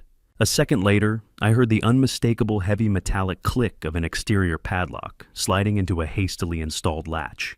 My own son had physically bolted me inside my bedroom. He had literally turned my private sanctuary into a locked holding cell, so he could parade around my elegant living room without the inconvenient reminder of the man he was currently destroying. I did not bang on the door. I did not raise my voice. Panic would have validated the narrative they had constructed about me. Instead, I turned away from the sealed oak barrier, crossed the room with measured calm, and took my seat behind the mahogany desk. I activated the encrypted tablet. 16 high-definition security feeds flared to life, at once casting a cold blue glow across the dark walls of my suite. The transformation of my own home was almost grotesque in its extravagance. Every shimmering surface below had been financed directly or indirectly through federal bank fraud and calculated deceit.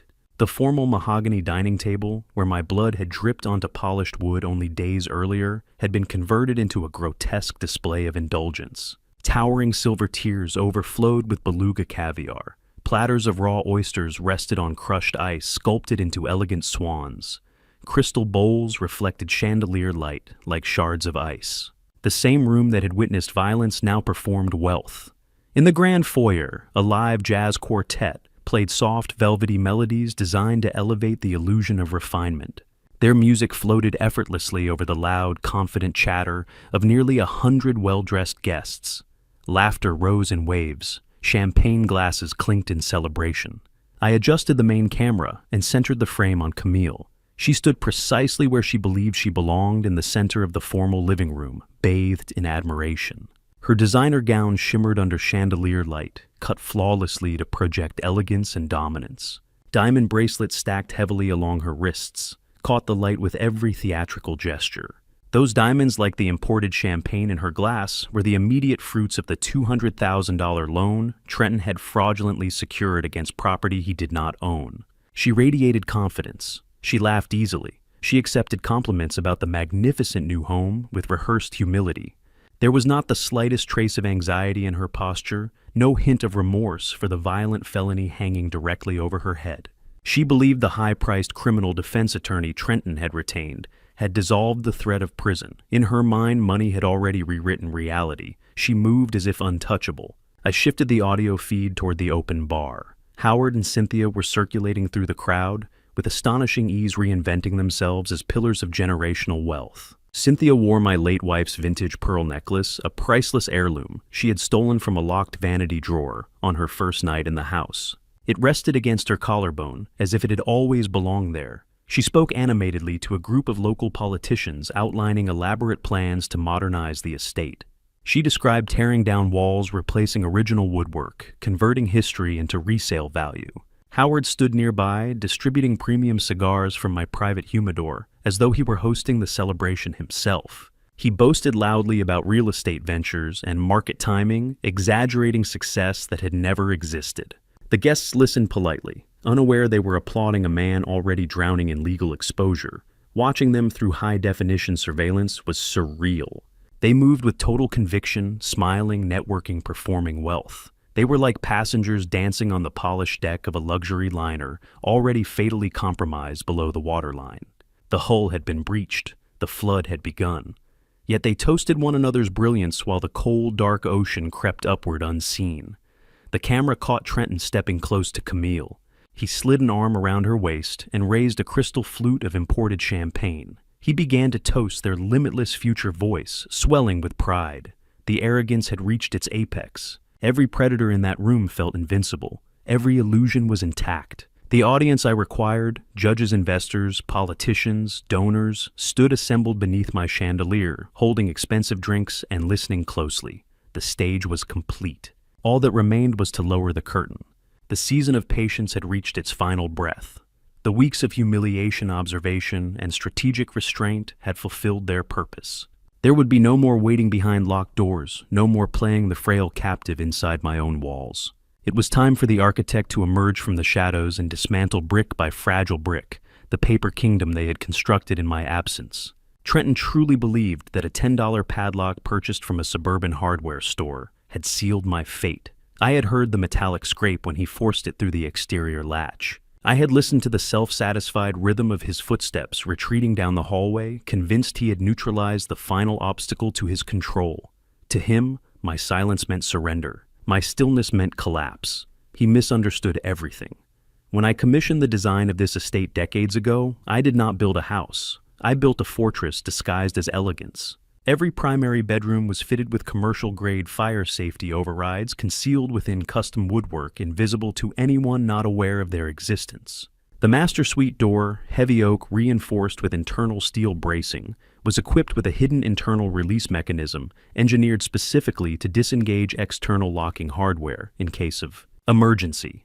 I approached the door without urgency. I traced my fingers along the smooth, carved molding until I located the subtle indentation hidden within the grain.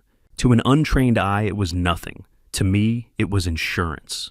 I pressed firmly. A muted mechanical click sounded within the wall cavity, precise and controlled. A second later, the exterior padlock released with a hollow metallic drop, striking the brass handle and swinging uselessly against it. The prison ceased to exist. I did not open the door. Freedom required preparation. I turned instead toward my cedar-lined walk-in closet.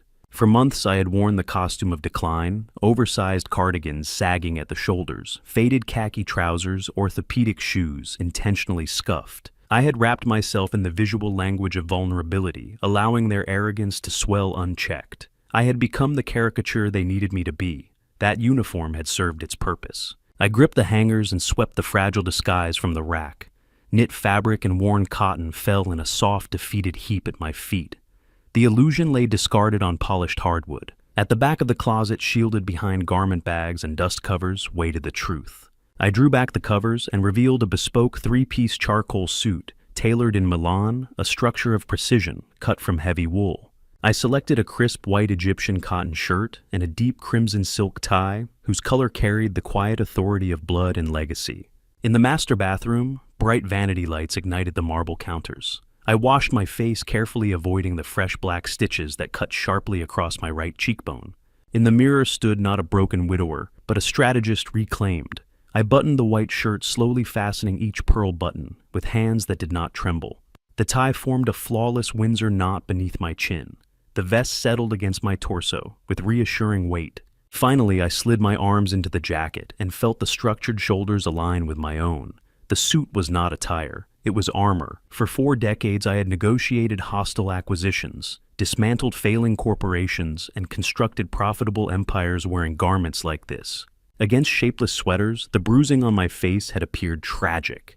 Against the clean geometry of tailored wool, the scar resembled something else entirely, a mark earned in conflict and survived. A warning. I stepped into polished black leather Oxfords and adjusted my cuffs until precisely half an inch of white cotton extended beyond charcoal sleeves. Every detail mattered. The widower was gone. Alistair Wallace had returned. I opened the oak door. The broken padlock swung helplessly outside. I bypassed the grand staircase spectacle would grant Trenton time to perform. He thrived on narrative manipulation. Surprise would deny him that weapon. At the end of the corridor, I entered the narrow servant staircase concealed behind an unremarkable panel door. The wooden steps descended steeply, insulated from the main living areas. Designed for invisible movement, it offered exactly what I required. As I moved downward, the vibration of bass and brass filtered through the walls. The jazz quartet below played enthusiastically. Laughter rolled upward. 100 guests celebrated under chandeliers, raising glasses to my son's perceived triumph. Their noise cloaked my descent. At the bottom, I stepped into a shadowed service corridor behind the coat room. Marble gleamed faintly beyond the wall. I paused briefly, allowing timing to align. 8 o'clock precisely. I entered the vestibule. The massive front doors were closed, containing the noise of indulgence. Through frosted side panels, I observed silhouettes of vehicles gliding silently into the circular driveway. No sirens, no flashing lights. Containment required subtlety. I grasped the brass handles and pulled the doors wide. Cool night air flowed inward. On the porch stood Consequence. Jonathan Pierce occupied the center, immaculate in navy leather briefcase in hand. To his left, 2 county sheriff's deputies in dark tactical uniforms stood with disciplined stillness. To his right, a gray-suited federal agent wore a gold badge from the Financial Crimes Division of the FBI. Jonathan's gaze met mine, scanning suit scar posture. He nodded once. No words necessary. The trap was armed, the targets were inside, the exits were controlled. I stepped aside, holding the doors open. Justice crossed the threshold. The music continued for 3 seconds longer. Then it stopped. I moved through the foyer, past startled caterers clutching champagne trays toward the raised platform where the jazz quartet stood. Guests instinctively parted before me, conversation unraveling mid-sentence. I met the saxophonist's eyes and gave a single decisive shake of my head. Silence fell like a blade. Trenton emerged from the crowd, scotch in hand. Irritation flushed across his face. He strode toward me, unaware of the uniformed figures entering behind him. He accused me loudly of dementia, of instability, of embarrassing the family. Camille echoed his performance, suggesting medical transport, institutional care, protection from myself. He believed he commanded the room. I remained still. Then I stepped aside. Heavy tactical boots echoed across marble. Gasps rippled outward. Trenton's glass slipped from his hand and shattered. Jonathan introduced himself as counsel for Summit Commercial Holdings, the legal entity owning the estate. He declared the gathering concluded. Alcohol service halted. Musicians packed instruments. The property, he announced calmly, was now an active federal crime scene. Trenton attempted protest. Jonathan raised one hand. Silence. Deputies secured exits. The federal agent stepped forward. The kingdom dissolved. In that moment, beneath chandeliers and surveillance, surrounded by witnesses and consequence, the architect stepped fully into the light and the paper castle began to burn. I pushed open the towering double doors and stepped across the threshold of my own home. The shift from the cool, quiet night into the overheated chaos of the foyer was immediate and suffocating. Warm air heavy with perfume and roasted meat pressed against my lungs. Laughter echoed off marble and stone. Crystal chandeliers scattered light across polished floors. I did not pause. I moved forward with deliberate, unhurried steps, brushing past stunned catering staff, balancing silver trays of champagne.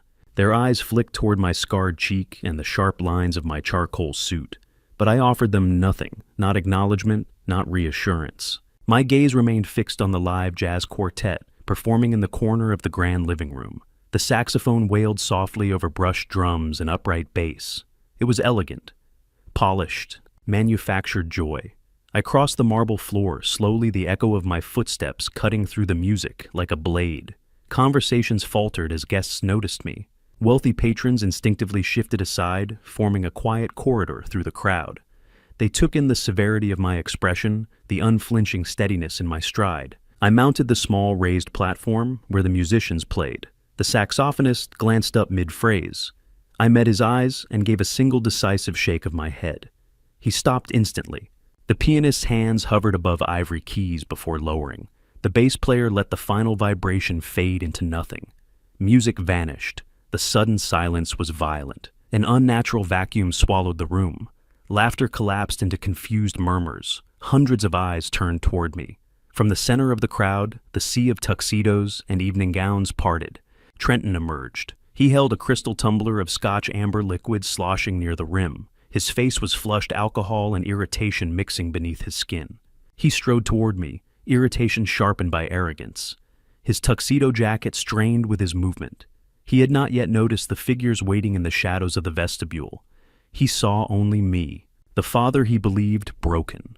He stopped 3 feet away, chest rising and falling with theatrical outrage. He raised his voice deliberately, projecting so every guest could hear. "What are you doing down here?" he demanded. His tone dripped with condescension. He asked if I had forgotten the rules. He accused me loudly and confidently of suffering from severe dementia. He declared that I was prone to unpredictable outbursts. He apologized to his guests in a voice thick with performative embarrassment. He painted himself as the exhausted, dutiful son, forced to manage a deteriorating parent. He insisted my condition had worsened, that I was unstable, dangerous. Camille slid into place beside him, diamond bracelets catching chandelier light. She crossed her arms and exhaled dramatically. "We tried," she said loudly. "We truly tried." She instructed Trenton publicly to call the private medical transport service. She announced that, for my own safety, I would need to be institutionalized immediately. The guests shifted uneasily. Trenton nodded with eagerness, stepping closer until I could smell the liquor on his breath. He ordered me to return to my room. He threatened to drag me upstairs if necessary. He called my presence an embarrassment, a burden. He smiled, cruel, assured, triumphant. He waited for me to lower my eyes, to retreat. I did not blink. I did not move. The silence thickened, amplifying every foolish word he had thrown into the air. Then I stepped aside, just once. The sound came first. Heavy synchronized footfalls striking marble. The rhythm of tactical boots echoed through the foyer. Gasps erupted around the room as 2 towering county sheriff's deputies emerged from the darkened vestibule into full light. They were not ceremonial officers. They wore dark green tactical uniforms, utility belts heavy with equipment. Their posture was rigid, deliberate. They moved past stunned guests and positioned themselves at the primary exit. Behind them walked a man in a gray suit. His presence was quieter, but no less commanding. A polished gold badge identifying him as a federal financial crimes agent gleamed at his belt. Trenton's smile disintegrated. Color drained from his face so quickly it was almost visible. His hand slackened. The crystal tumbler slipped from his grip and shattered against the marble expensive Scotch, bleeding across polished stone. Camille gasped sharply, instinctively retreating behind him. The room transformed. Elegant laughter turned into frantic whispers. Guests who, moments ago, had toasted Trenton's success now exchanged alarmed glances as the reality settled in. This was no misunderstanding. This was a raid. Jonathan Pierce entered last. He carried his leather briefcase with quiet certainty. He did not hurry. He did not raise his voice. He moved through the crowd with controlled authority, as if this exact moment had already been rehearsed in his mind. He walked past Trenton without acknowledgement and stopped beside me. He unbuttoned his navy suit jacket and faced the room. When he spoke, his voice was calm, resonant, and absolute. "My name is Jonathan Pierce," he began, "Senior Corporate Counsel for Summit Commercial Holdings." The name alone shifted the atmosphere. He informed the assembled guests that the estate they were currently standing in was owned not by Trenton Wallace, but by Summit Commercial Holdings, a separate legal entity. He announced that the gathering was officially concluded. He instructed the catering staff to cease alcohol service immediately. He directed the musicians to pack their instruments. The illusion of celebration collapsed in layers. Trenton opened his mouth to protest, to threaten to posture, but Jonathan lifted one hand. That single gesture silenced him more effectively than force. This property, Jonathan continued evenly, is now an active federal crime scene. A collective intake of breath rippled through the room. "No one," he said, "is permitted to leave until initial arrests are completed." The words fell like iron bars. Trenton's kingdom evaporated in seconds. The deputies shifted subtly, reinforcing the exits. The federal agent stepped forward, expression unreadable. Camille's composure shattered. Her fingers tightened around Trenton's sleeve. The diamonds on her wrist trembled under chandelier light. The guests stood frozen between disbelief and fear. Jonathan's gaze settled on Trenton with clinical detachment. Control had shifted entirely. The power dynamic that Trenton had staged so theatrically moments earlier had inverted completely. The marble floors that once reflected champagne and laughter now reflected panic. The doors were no longer decorative. They were containment. The housewarming party had become something else entirely. The slaughterhouse doors were locked, and the butchers were ready to work. Before I reveal what was inside that briefcase, if you're still with me, comment the number 65 below so I know you're standing right here with me. And just a quick note, the next part of this story includes dramatized elements for impact. Some details may not be entirely real. If that's not for you, this is your moment to step away. The silence inside the grand living room was suffocating, thick, electric, almost violent in its intensity. The live jazz quartet stood frozen near the baby grand piano, saxophone suspended mid-air drumsticks, hovering inches above taut skin. Nearly 100 impeccably dressed guests, bankers, judges, donors, socialites remained perfectly still. Champagne flutes paused halfway to parted lips. The room had been designed for applause and admiration, not reckoning. Yet reckoning had arrived. Jonathan Pierce did not hesitate. He moved with the controlled precision of a surgeon approaching a final incision. Without acknowledging the tension saturating the air, he crossed the marble floor toward the enormous 85-inch television mounted above the carved stone fireplace. From the inner pocket of his tailored navy suit, he withdrew a small matte black digital device no larger than a deck of cards. Calmly, methodically, he connected it to the auxiliary port beneath the screen. The television flickered. The dark, reflective surface shifted from silent black to a vivid, crystalline blue. Trenton stood in the center of the room, as if struck by invisible force. Fragments of his shattered crystal tumbler still glittered at his polished shoes. He blinked rapidly, struggling to comprehend what was unfolding. His voice cracked as he demanded to know what Pierce thought he was doing. Pierce did not grant him the courtesy of a reply. He tapped the illuminated screen of his encrypted tablet. Instantly, the towering television mirrored his display in flawless high definition. Across the room, near the lavish open bar stocked with imported scotch and rare cognac, Howard and Cynthia finally grasped the magnitude of their predicament. The confidence they had paraded all evening, their polished laughter, their exaggerated stories of strategic investments collapsed like wet plaster. Howard leaned toward his wife, whispering urgently, fingers digging into her forearm. They began edging sideways, inching toward the glass patio doors, attempting escape beneath the guise of discretion. They did not make it far. A uniformed sheriff's deputy, broad-shouldered, immovable, stepped smoothly into their path. His leather-gloved hand closed over the chrome handle of the door. He did not speak. He did not threaten. He simply shook his head once. There would be no vanishing into the night. They turned slowly, forced back toward the glowing screen dominating the room. Jonathan pressed play. The television dissolved from blue into darkness, then into grainy black and white clarity. Night vision footage illuminated the interior of my private library with ruthless precision. Gasps rippled across the audience as the shadowed figures of Howard and Cynthia appeared on screen, moving cautiously across my Persian rug like seasoned intruders. The surround sound activated. Every whisper was audible, every breath amplified. The guests watched in stunned silence as Cynthia approached my antique writing desk. On screen, her face glowed pale beneath infrared light eyes wide with manic delight. She yanked open the heavy drawer and leaned inside. The room filled with her voice, sharp nasal, unmistakable boasting about the value of what she had found.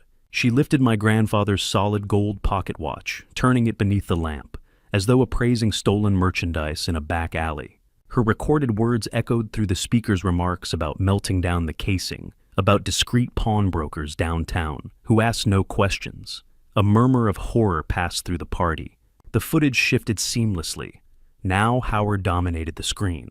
Moments earlier, he had been holding court near the fireplace, lecturing local officials about property acquisition and market timing. On screen, however, he was something else entirely. The guests watched him seize a heavy bronze paperweight and drive its edge into the delicate lock of my glass display cabinet. The metallic crack of the breaking latch thundered through the silent room. The sound was brutal. He pried the cabinet open without hesitation. Silver coins spilled into his waiting hands, their dull gleam catching infrared light as he shoveled them into a cheap canvas tote. He chuckled under his breath, an ugly, greedy sound amplified mercilessly across the living room's premium sound system. A state senator near the front lowered his glass slowly. A prominent donor covered her mouth. There was no room for interpretation, no room for defense. The footage continued. Cynthia whispered about resale value. Howard calculated estimates aloud. Their conspiracy was not subtle, it was brazen. They spoke openly of selling heirlooms, of liquidating assets once I was properly relocated. The room felt colder. Trenton's face drained of color as the evidence unfolded in unforgiving clarity. He took a half-step backward, shaking his head as if denial alone might shatter the projection. Pierce remained perfectly composed, one hand resting lightly on the tablet as the footage advanced frame by frame. The library scene transitioned to the dining room. The camera angle changed to a hidden vantage point within the chandelier. Guests now watched Howard and Cynthia, seated at my formal table, spreading the stolen coins and gold across polished mahogany like pirates dividing treasure. They discussed future plans, renovations, resale strategies, profits. Once I was institutionalized, their voices were crisp, their greed unmistakable. The jazz band stood motionless instruments hanging uselessly at their sides. No one dared to breathe too loudly. In the far corner, two deputies subtly repositioned themselves. Howard's earlier laughter at the bar now seemed grotesque in memory. Cynthia's diamond earrings caught the television's reflected light as her recorded self gloated about my supposed decline. The illusion of wealth and sophistication that had wrapped this evening like silk was unraveling thread by thread. Jonathan finally paused the footage at a still frame, Howard's hand, mid-air silver coins spilling from his fingers. He did not raise his voice. He did not dramatize. The screen alone was indictment enough. In that suspended silence, reputations collapsed, masks shattered, the curated narrative of success dissolved under the glare of truth. And for the first time that evening, every guest in that grand living room understood exactly who the predators were. The public humiliation radiating through the room was palpable. The high society guests physically recoiled, shifting their weight away from Howard and Cynthia, as if the destitute in-laws carried a highly contagious, deadly disease. Pierce did not stop there. He tapped his tablet again, and the footage transitioned to the brilliant color video captured from the dining room chandelier. This was the absolute killing blow. It was one thing to be publicly exposed as a petty thief, but it was another thing entirely to be exposed as a heartless monster. The wealthy guests watched Howard and Cynthia sitting comfortably at my dining table, dividing their stolen plunder like pirates. The sensitive microphone picked up Cynthia's cruel, mocking laughter perfectly. Her voice filled the crowded room, explicitly detailing their grand strategy to lock me away in a miserable, underfunded state facility. She bragged loudly to Howard about how Trenton was going to forcefully sell my estate and use the money to fund their luxury retirement while I rotted away in a cramped shared bedroom next to the water treatment plant. The wealthy crowd was deeply, profoundly disturbed. These were people who valued reputation and social standing above absolutely everything else in the world. They were currently watching a raw, unedited display of pure human rot. A prominent city councilwoman, who had been graciously complimenting Cynthia's vintage pearl necklace just moments before, loudly expressed her absolute disgust. Cynthia instinctively reached up and covered the stolen pearls resting against her collarbone, her face flushing a deep, humiliating crimson. Howard simply stared at the marble floor, his entire body trembling violently, unable to meet the eyes of the prominent men he had been desperately trying to impress all evening. They were completely stripped of their false dignity. They were utterly exposed as destitute scavengers who had attempted to feed off an old man they incorrectly assumed was defenseless. Camille watched the screen with her mouth hanging open in pure horror. She looked at her parents and then looked at the disgusted faces of her wealthy friends. The high society life she had violently clawed her way into was disintegrating before her very eyes. Pierce paused the video, freezing the massive screen on an incredibly unflattering image of Howard grinning greedily over his stolen silver coins. Pierce turned his body slowly to face the two sheriff deputies standing by the patio doors. He stated in a clear, highly professional tone that the two individuals currently cowering by the exit had committed documented felony grand larceny. He informed the deputies in front of the entire silent room that the stolen solid gold pocket watch was currently residing in the right pocket of Howard's suit jacket. He added that the stolen vintage pearl necklace was currently clasped tightly around Cynthia's neck. Pierce officially requested acting as the senior legal representative of the corporate trust that owned the property and the stolen items, that the deputies immediately recover the stolen goods and execute a formal arrest. The trap had sprung flawlessly, completely destroying their reputations before the handcuffs even left the belts of the officers. The two sheriff deputies moved with practiced efficiency. They escorted the weeping Cynthia and the trembling Howard toward the vestibule, stripping them of their stolen dignity and the stolen jewelry right in front of the stunned crowd. With the scavengers removed, the oppressive silence in the living room focused entirely on my son. Trenton stood alone in the center of his ruined celebration. He swallowed hard, his Adam's apple bobbing nervously above his crimson bow tie. He attempted to salvage the unsalvageable. He forced a pathetic, nervous laugh and addressed the wealthy guests, claiming he had absolutely no idea his in-laws were capable of such horrific behavior. He tried to physically distance himself from their crimes, stepping away from his wife and looking directly at Jonathan Pierce. He puffed out his chest and tried to assert the fake authority he believed he still possessed. He told Pierce that while he appreciated the security intervention, the lawyer was wildly out of line for crashing a private event. Trenton loudly reminded everyone that he held a court-ordered emergency conservatorship. He declared that he was the legal master of the estate and demanded that Pierce and the remaining federal agent leave his property immediately. Pierce did not flinch. He did not raise his voice to match Trenton. He simply placed his heavy leather briefcase flat onto the nearest marble side table and unlatched the brass locks. The sharp click echoed across the silent room. Pierce withdrew a thick stack of crisp legal documents bound by a heavy blue seal. He walked slowly toward Trenton, holding the papers out for the entire room to see. Pierce stated in his freezing, authoritative tone that Trenton was operating under a massive, profound delusion. He explained that the emergency conservatorship only granted temporary authority over the personal assets of Alistair Wallace, the individual. Pierce paused, letting the absolute silence amplify his next sentence. He announced that Alistair Wallace, the individual, had not owned this property for over 6 months. Trenton blinked rapidly, his arrogant expression faltering, as his brain struggled to process the legal terminology. Pierce handed the top document directly to Trenton. It was the master deed of the estate. Pierce instructed him to read the name of the legal owner, printed in bold black ink. Trenton looked down at the paper, his hands beginning to shake violently. He read the words, Summit Commercial Holdings. Pierce explained to the captivated audience that the estate, the antique furniture, and every single blade of grass on the property belonged to an irrevocable corporate blind trust. Trenton was holding a meaningless piece of paper. He had assumed absolute control over an empty vault. The realization hit Trenton like a physical blow, but Pierce was not finished. The destruction of my son required absolute total finality. Pierce reached back into his briefcase and retrieved a second highly encrypted document. It was the commercial loan agreement I had intercepted from the mailbox that very morning. Pierce held the loan document up beside the corporate trust deed. He asked Trenton if he remembered walking into a federally insured bank 3 days ago.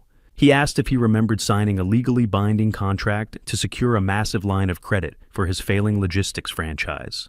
Trenton opened his mouth, but no sound came out. The blood completely drained from his face, leaving him the color of dirty ash. He took a staggering step backward, bumping into the grand piano. Pierce did not let him breathe. He read the exact terms of the loan allowed to the silent room. He stated that Trenton had accepted an electronic transfer of $200,000. He then read the collateral agreement where Trenton had explicitly pledged my private estate as the sole guarantee for the massive sum. Pierce lowered the papers and looked Trenton dead in the eyes. He stated with brutal clarity that pledging a corporate asset you do not own and have absolutely no legal authority to encumber is not a simple misunderstanding. It is a severe premeditated federal crime. A collective gasp rippled through the gathered crowd. The wealthy business owners and local politicians immediately understood the catastrophic magnitude of the accusation. Bank fraud was an unforgivable sin in their circles. They began backing away from Trenton as if the marble floor beneath his feet was suddenly collapsing. The federal agent in the gray suit finally stepped forward. He moved with the heavy, inevitable weight of the United States government. He bypassed Pierce and walked directly up to my son. The agent did not offer a polite greeting. He looked at Trenton with absolute professional contempt. He stated his name and his agency, identifying himself as a senior investigator for the Financial Crimes Division. The agent announced that he was executing an immediate arrest warrant for massive bank fraud, wire fraud, and the fabrication of federal loan documents. Trenton completely collapsed inward. The wealthy, successful businessman facade shattered into a million unrecoverable pieces. He dropped the legal documents onto the floor and raised his hands in a frantic pleading gesture. He looked past the federal agent directly at me. He begged me to tell them it was a mistake. He pleaded with me to pay off the bank loan and make the federal agent go away. He called me, his father tears streaming down his face, completely forgetting the miserable nursing home brochure he had shoved under my door just hours earlier. I looked at him, my face completely devoid of any emotion. I told him that I was simply a sick, paranoid old man, and that I had absolutely no idea what he was talking about. I gave him back the exact cold indifference he had shown me when my face was bleeding at his dining table. The federal agent grabbed Trenton roughly by the shoulder, spinning him around. The agent kicked Trenton's legs apart, forcing him into a humiliating spread-eagle stance right in the middle of his own lavish party. The sharp metallic ratcheting sound of heavy steel handcuffs locking securely around his wrists echoed through the grand living room. The bespoke tuxedo jacket stretched awkwardly, pinning his arms painfully behind his back. The federal agent began reading Trenton his Miranda rights in a loud, clear voice, completely drowning out his pathetic sobbing. The high society guests watched in absolute stunned silence as the golden boy of their country club was physically restrained like a common violent criminal. His logistics company was dead. His reputation was permanently eradicated. His future was confined to a federal prison cell. The trap had closed perfectly around his neck. The heavy steel handcuffs securing my son were the final brutal reality check for the high society crowd. But my work in that grand living room was still not completely finished. Trenton was standing with his head bowed, his bespoke tuxedo twisted awkwardly around his restrained arms, weeping openly as the federal agent read him his rights. The guests were completely silent, paralyzed by the sheer magnitude of the legal destruction happening right in front of the catering tables. I turned my back on my sobbing son and shifted my focus entirely to my daughter-in-law. Camille was standing near the towering floral arrangements, her face pale and her eyes wide with frantic terror. She was watching her husband, the supposedly brilliant entrepreneur, being processed as a federal criminal. She slowly realized that without his fabricated income, her entire luxurious lifestyle was actively evaporating into thin air. She looked at me, hoping to find a shred of the weak, compliant old man she had bullied for years. She found only the cold, unyielding stare of the architect who had engineered her absolute ruin. I walked slowly across the polished marble floor, closing the distance between us.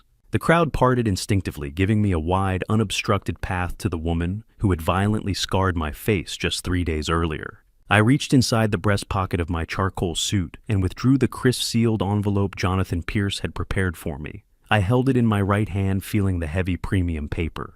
I stopped exactly 3 feet away from her, standing outside the physical boundary mandated by her strict bail conditions. I did not raise my voice, but the absolute silence of the room ensured that every single wealthy guest heard my words perfectly.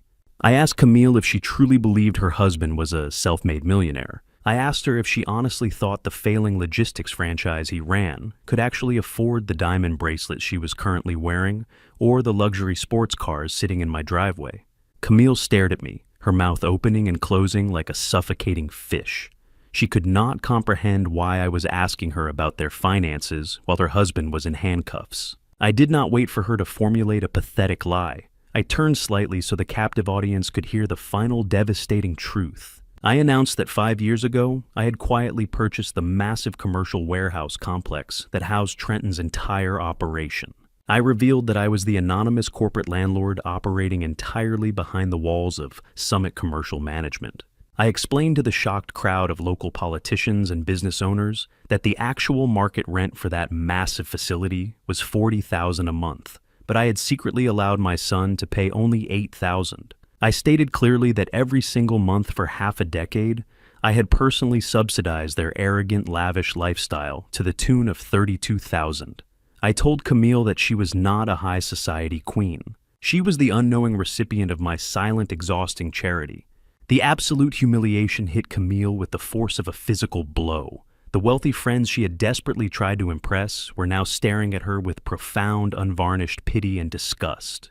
The illusion of her superiority was completely permanently shattered. I held out the heavy sealed envelope and dropped it onto the marble floor directly at her expensive designer heels. I told her that the envelope contained the immediate and absolute termination of the commercial warehouse lease. I explained the strict morality clause buried deep within the contract her foolish husband had signed. I stated that, because she had violently assaulted the primary shareholder of the management company and was subsequently arrested for a felony, the lease was legally voided. I informed her that the warehouse doors were currently being padlocked by private security. Their logistics company was instantly completely bankrupt. They had absolutely no assets, no income, and nowhere to go. Camille looked down at the white envelope resting on the floor. Her mind could not process the absolute totality of her destruction. Within the span of 10 minutes, she had lost her wealthy parents to grand larceny charges, her husband to federal bank fraud, and her entire financial foundation to a single piece of paper. The psychological break was instantaneous and violent. The sheer magnitude of her public humiliation overrode every single instinct of self-preservation she possessed. She forgot the crowded room. She forgot the federal agent. Most importantly, she completely forgot the strict mandatory conditions of her felony bail release. Her face twisted into a mask of pure, unhinged, demonic rage. She let out a high-pitched, blood-curdling scream that echoed violently off the high ceilings of the estate. She lunged forward, her manicured hands hooked like claws, aiming directly for the fresh stitches on my face. She intended to tear my eyes out right in front of 100 witnesses. She did not even make it 2 feet. The 2 towering county sheriff deputies who had just finished escorting her parents outside had re-entered the grand foyer. They reacted with terrifying speed and absolute overwhelming force. Before Camille could even brush the fabric of my suit, one deputy hit her from the side, tackling her violently to the hard marble floor. The impact was sickeningly loud. The crystal champagne flutes on the nearby tables rattled violently. Her expensive designer gown tore instantly, and the heavy diamond bracelets she had paraded around all evening snapped, sending loose diamonds scattering across the polished stone. The second deputy dropped his heavy knee squarely onto her back, pinning her firmly against the floor. He grabbed her wrists and twisted them painfully behind her back, pulling out a fresh pair of heavy steel handcuffs. The metallic ratcheting sound echoed for the second time that night. The deputy leaned down, placing his face inches from her ear. He announced in a booming voice that she was under immediate arrest for the blatant violation of her felony bail conditions and for attempting to assault a protected victim. He stated that her bail was permanently revoked, and she would be transported directly to the maximum security county jail to await her trial behind bars. Camille thrashed wildly against the marble floor, screaming obscenities and crying hysterically, completely ruining her expensive makeup and her fragile high society reputation. She was dragged to her feet by the 2 massive officers, her dress ruined, her dignity gone, and her freedom permanently erased. I stood perfectly still, adjusting the cuffs of my bespoke suit, watching the deputies drag my violently screaming daughter-in-law out the front doors and into the cold, dark night. The eviction was complete, and the poison was finally purged from my home. The flashing red and blue lights of the police cruisers painted the high ceilings of my grand foyer. I stood perfectly still, watching the heavy vehicles back out of my winding driveway and disappear into the dark night, carrying my son and daughter-in-law toward their new reality. The luxurious housewarming party had completely evaporated. The wealthy guests had fled the moment the federal agent produced his handcuffs, leaving behind half-eaten plates of caviar and shattered glass. The live jazz band had packed their instruments and vanished through the service exit. The only people remaining in the vast, silent living room were Jonathan Pierce, myself, and the two terrified scavengers who had orchestrated this entire nightmare. I turned away from the open front doors and locked my eyes onto Howard and Cynthia. They were huddled together near the cold stone fireplace, trembling like frightened mice caught in the glaring light of a trap. Their stolen confidence had been entirely stripped away. Cynthia was clutching the collar of her cheap cardigan, where my late wife's vintage pearl necklace used to rest. Howard was staring at the marble floor, his hands empty and shaking. They had watched their daughter dragged away screaming, and their son-in-law arrested for federal bank fraud. They knew with absolute certainty that they were standing at the edge of their own total destruction. I walked slowly toward them, my leather shoes clicking sharply against the polished stone. I stopped just a few feet away, allowing my imposing presence in the bespoke suit to completely dominate their shrinking figures. I did not raise my voice. I spoke with the cold, calculated precision of a judge delivering a final sentence. I told them that the solid gold pocket watch and the silver coins they had attempted to steal belonged to a corporate trust insured for millions of dollars. I explained that stealing from that trust constituted a massive felony carrying a mandatory state prison sentence for grand larceny. Cynthia began to sob, a pathetic high-pitched sound of pure desperation. She opened her mouth to beg for forgiveness, to claim it was all a terrible misunderstanding. I raised a single finger, silencing her instantly. I told her that I had absolutely no interest in her tears or her pathetic excuses. I raised my left arm and pulled back the crisp white cuff of my shirt, exposing the face of my luxury watch. I told them they had exactly 10 minutes. I instructed them to walk up the stairs to their luxurious guest suites and pack only the cheap plastic suitcases they had dragged into my home. I stated clearly that if they attempted to take a single towel, a single piece of silver, or a single bottle of wine, the sheriff deputies waiting at the end of the driveway would be summoned immediately. I promised them that if they were still standing inside my home when the minute hand struck the quarter hour, I would personally hand the high-definition surveillance footage to the district attorney. And I dropped my arm and pointed toward the grand staircase. The 10-minute warning had begun. They did not hesitate. They scrambled toward the stairs, tripping over each other in their desperate, frantic rush to escape the slaughterhouse they had helped build. 6 months passed with the quiet, inevitable speed of a turning season. The grand living room of my estate had long been cleaned of the shattered glass and the lingering smell of expensive champagne. Today, the walls surrounding my family were not made of carved stone and silk wallpaper. They were made of thick concrete and bulletproof glass inside the federal courthouse located downtown. I sat perfectly still in the back row of the gallery, wearing my heavy charcoal suit. The air in the courtroom was incredibly sterile and cold. There were no caterers serving caviar, and no jazz bands playing soft music to mask the tension. There was only the heavy absolute reality of the legal system preparing to crush the arrogance of my son and his wife. The silent adjustment I had set into motion half a year ago was finally reaching its ultimate legal conclusion. Camille was brought into the courtroom first. The physical transformation was absolute and devastating to witness. The stunning high society queen who had paraded around my home in a designer gown and stolen diamonds was entirely gone. She was wearing a loose-fitting bright orange state-issued jumpsuit. Her hair was pulled back tightly, and her face was devoid of the expensive makeup she used to project her superiority. She stood before the state judge, her shoulders slumped forward. The judge did not care about her previous social standing or her wealthy country club friends. He looked down from his high wooden bench and read her final sentence with absolute mechanical precision.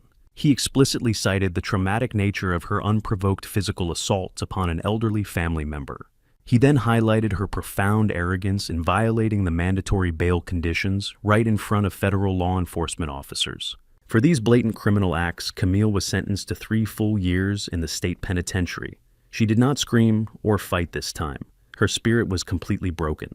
She simply closed her eyes as the heavy metal cuffs were locked around her wrists once again. The deputies led her away through a heavy, secure side door, erasing her from polite society entirely.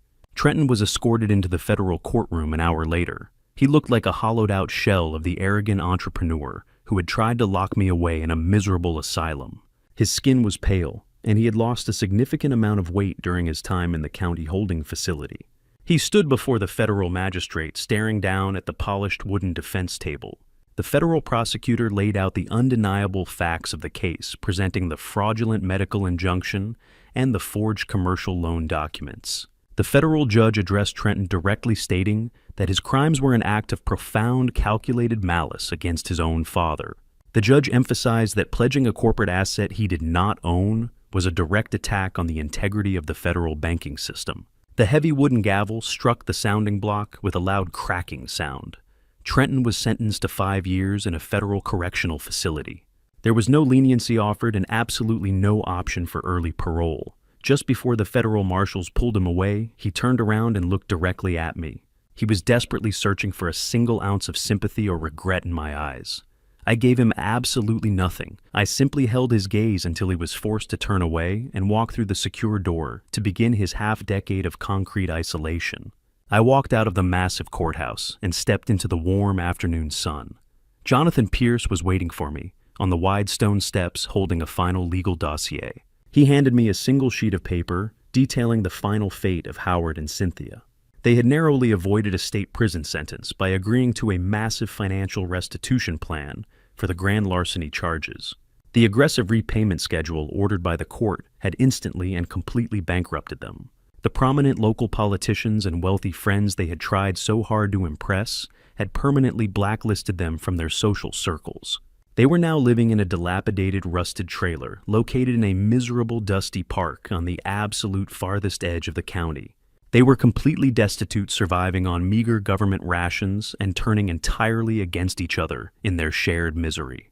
The scavengers had finally run out of things to steal and were left with nothing but the bitter consequences of their own boundless greed. A week after the sentencing, I drove out to the industrial edge of the city. I parked my car in front of the massive commercial warehouse complex that had once housed my son and his failing logistics franchise. The enormous metal roll-up doors were securely locked, and the expansive loading docks were completely empty. The fleet of leased delivery trucks and the arrogant employees were all gone, liquidated by the bankruptcy courts months ago. I unlocked the side access door and stepped inside the cavernous space.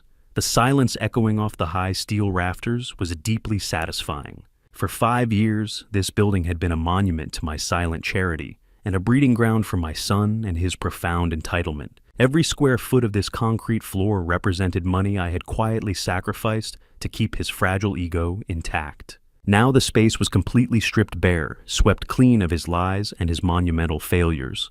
The poison had been physically removed from the property, but I needed to completely purge it from my financial empire. Jonathan Pierce arrived a few minutes later, accompanied by 3 executives from a national distribution conglomerate. They were not looking for a discounted family favor. They were aggressively seeking prime industrial real estate, and they were willing to pay the absolute maximum market price to acquire it. We did not conduct the transaction in a formal boardroom. We stood right there on the cold concrete floor of the empty warehouse, using a heavy wooden shipping crate as a makeshift desk.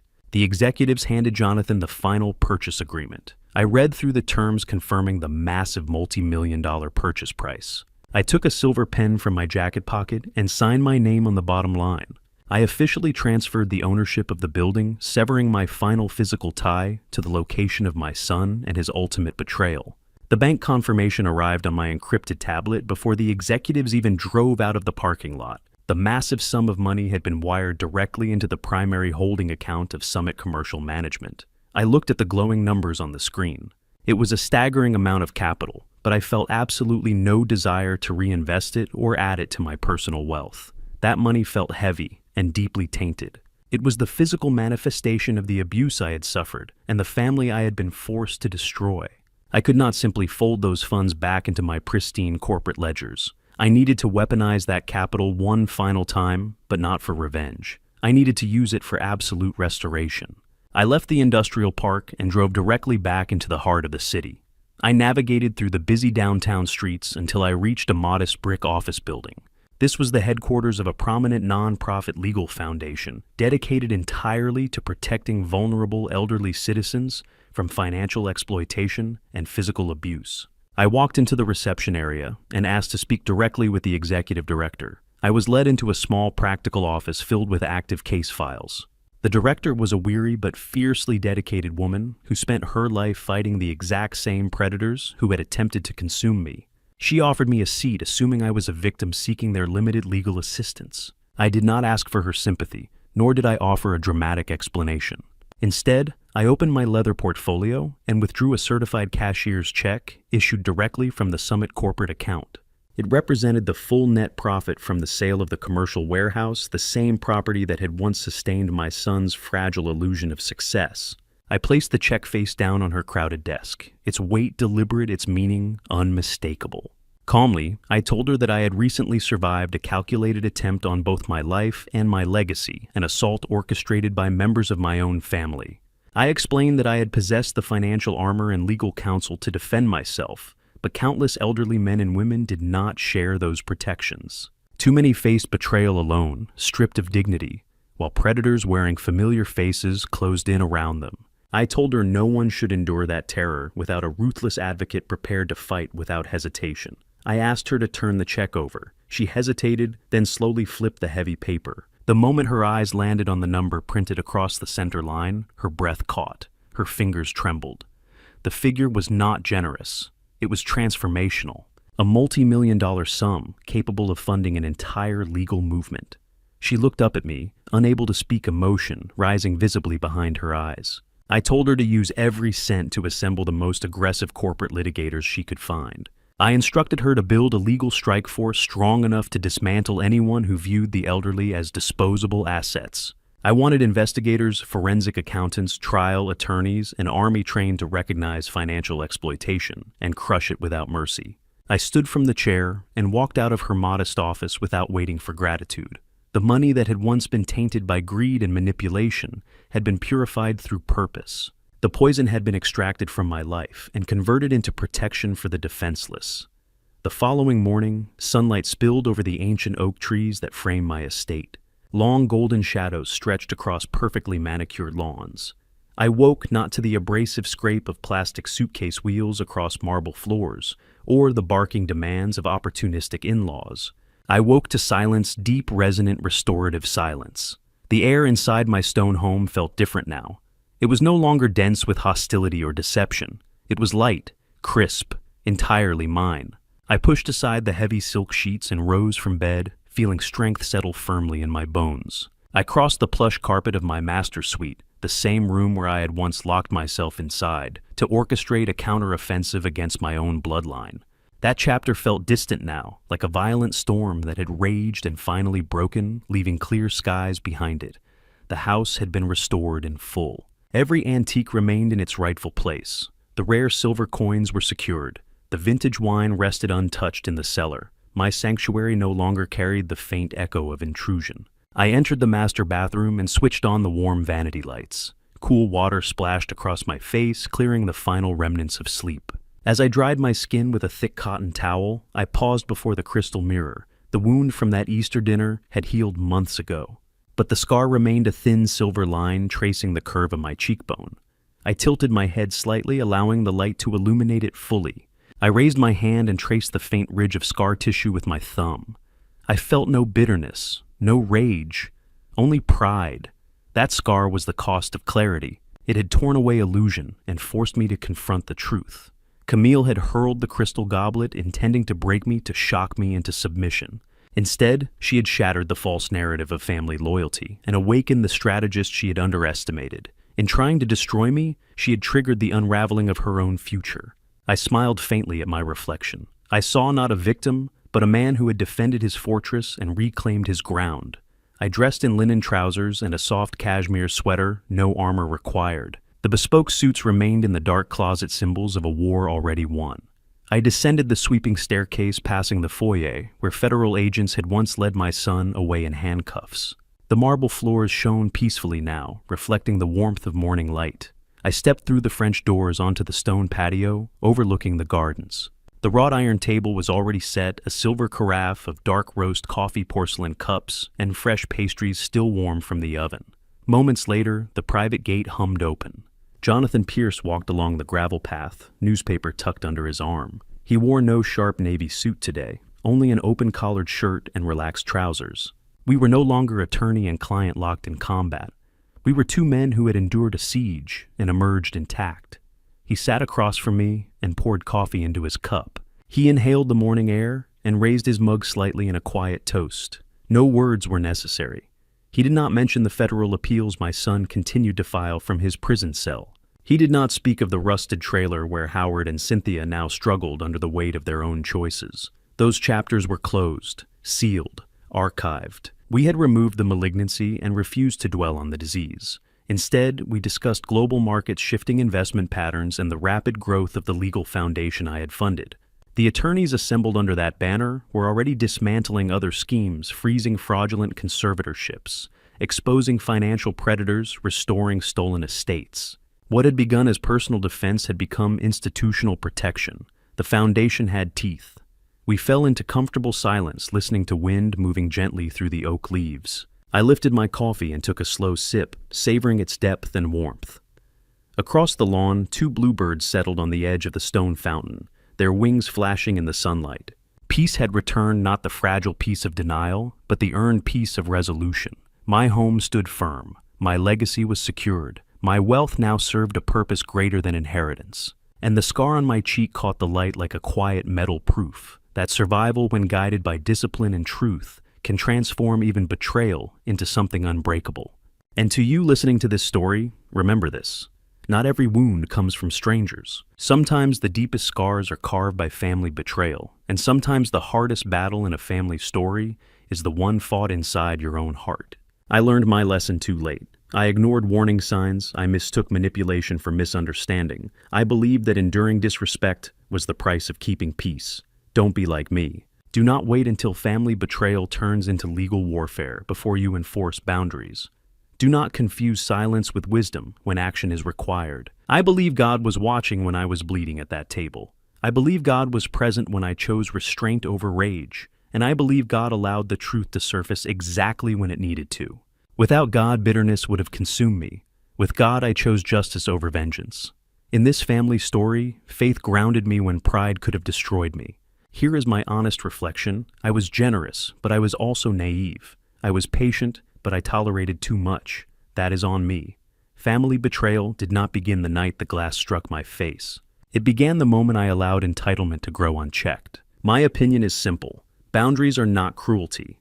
Accountability is not hatred. Protecting your peace is not selfish. A real family story should be built on respect, not access to your assets. And when family betrayal reveals itself, act calmly, but act decisively. If this family story speaks to you, share your thoughts below. Tell me where you would have drawn the line. Subscribe and share if you value strength, resilience, and truth. Thank you for staying with me until the end. And a final note, some upcoming stories include dramatized elements crafted for reflection and education. If that style is not for you, feel free to explore content better suited to your preferences.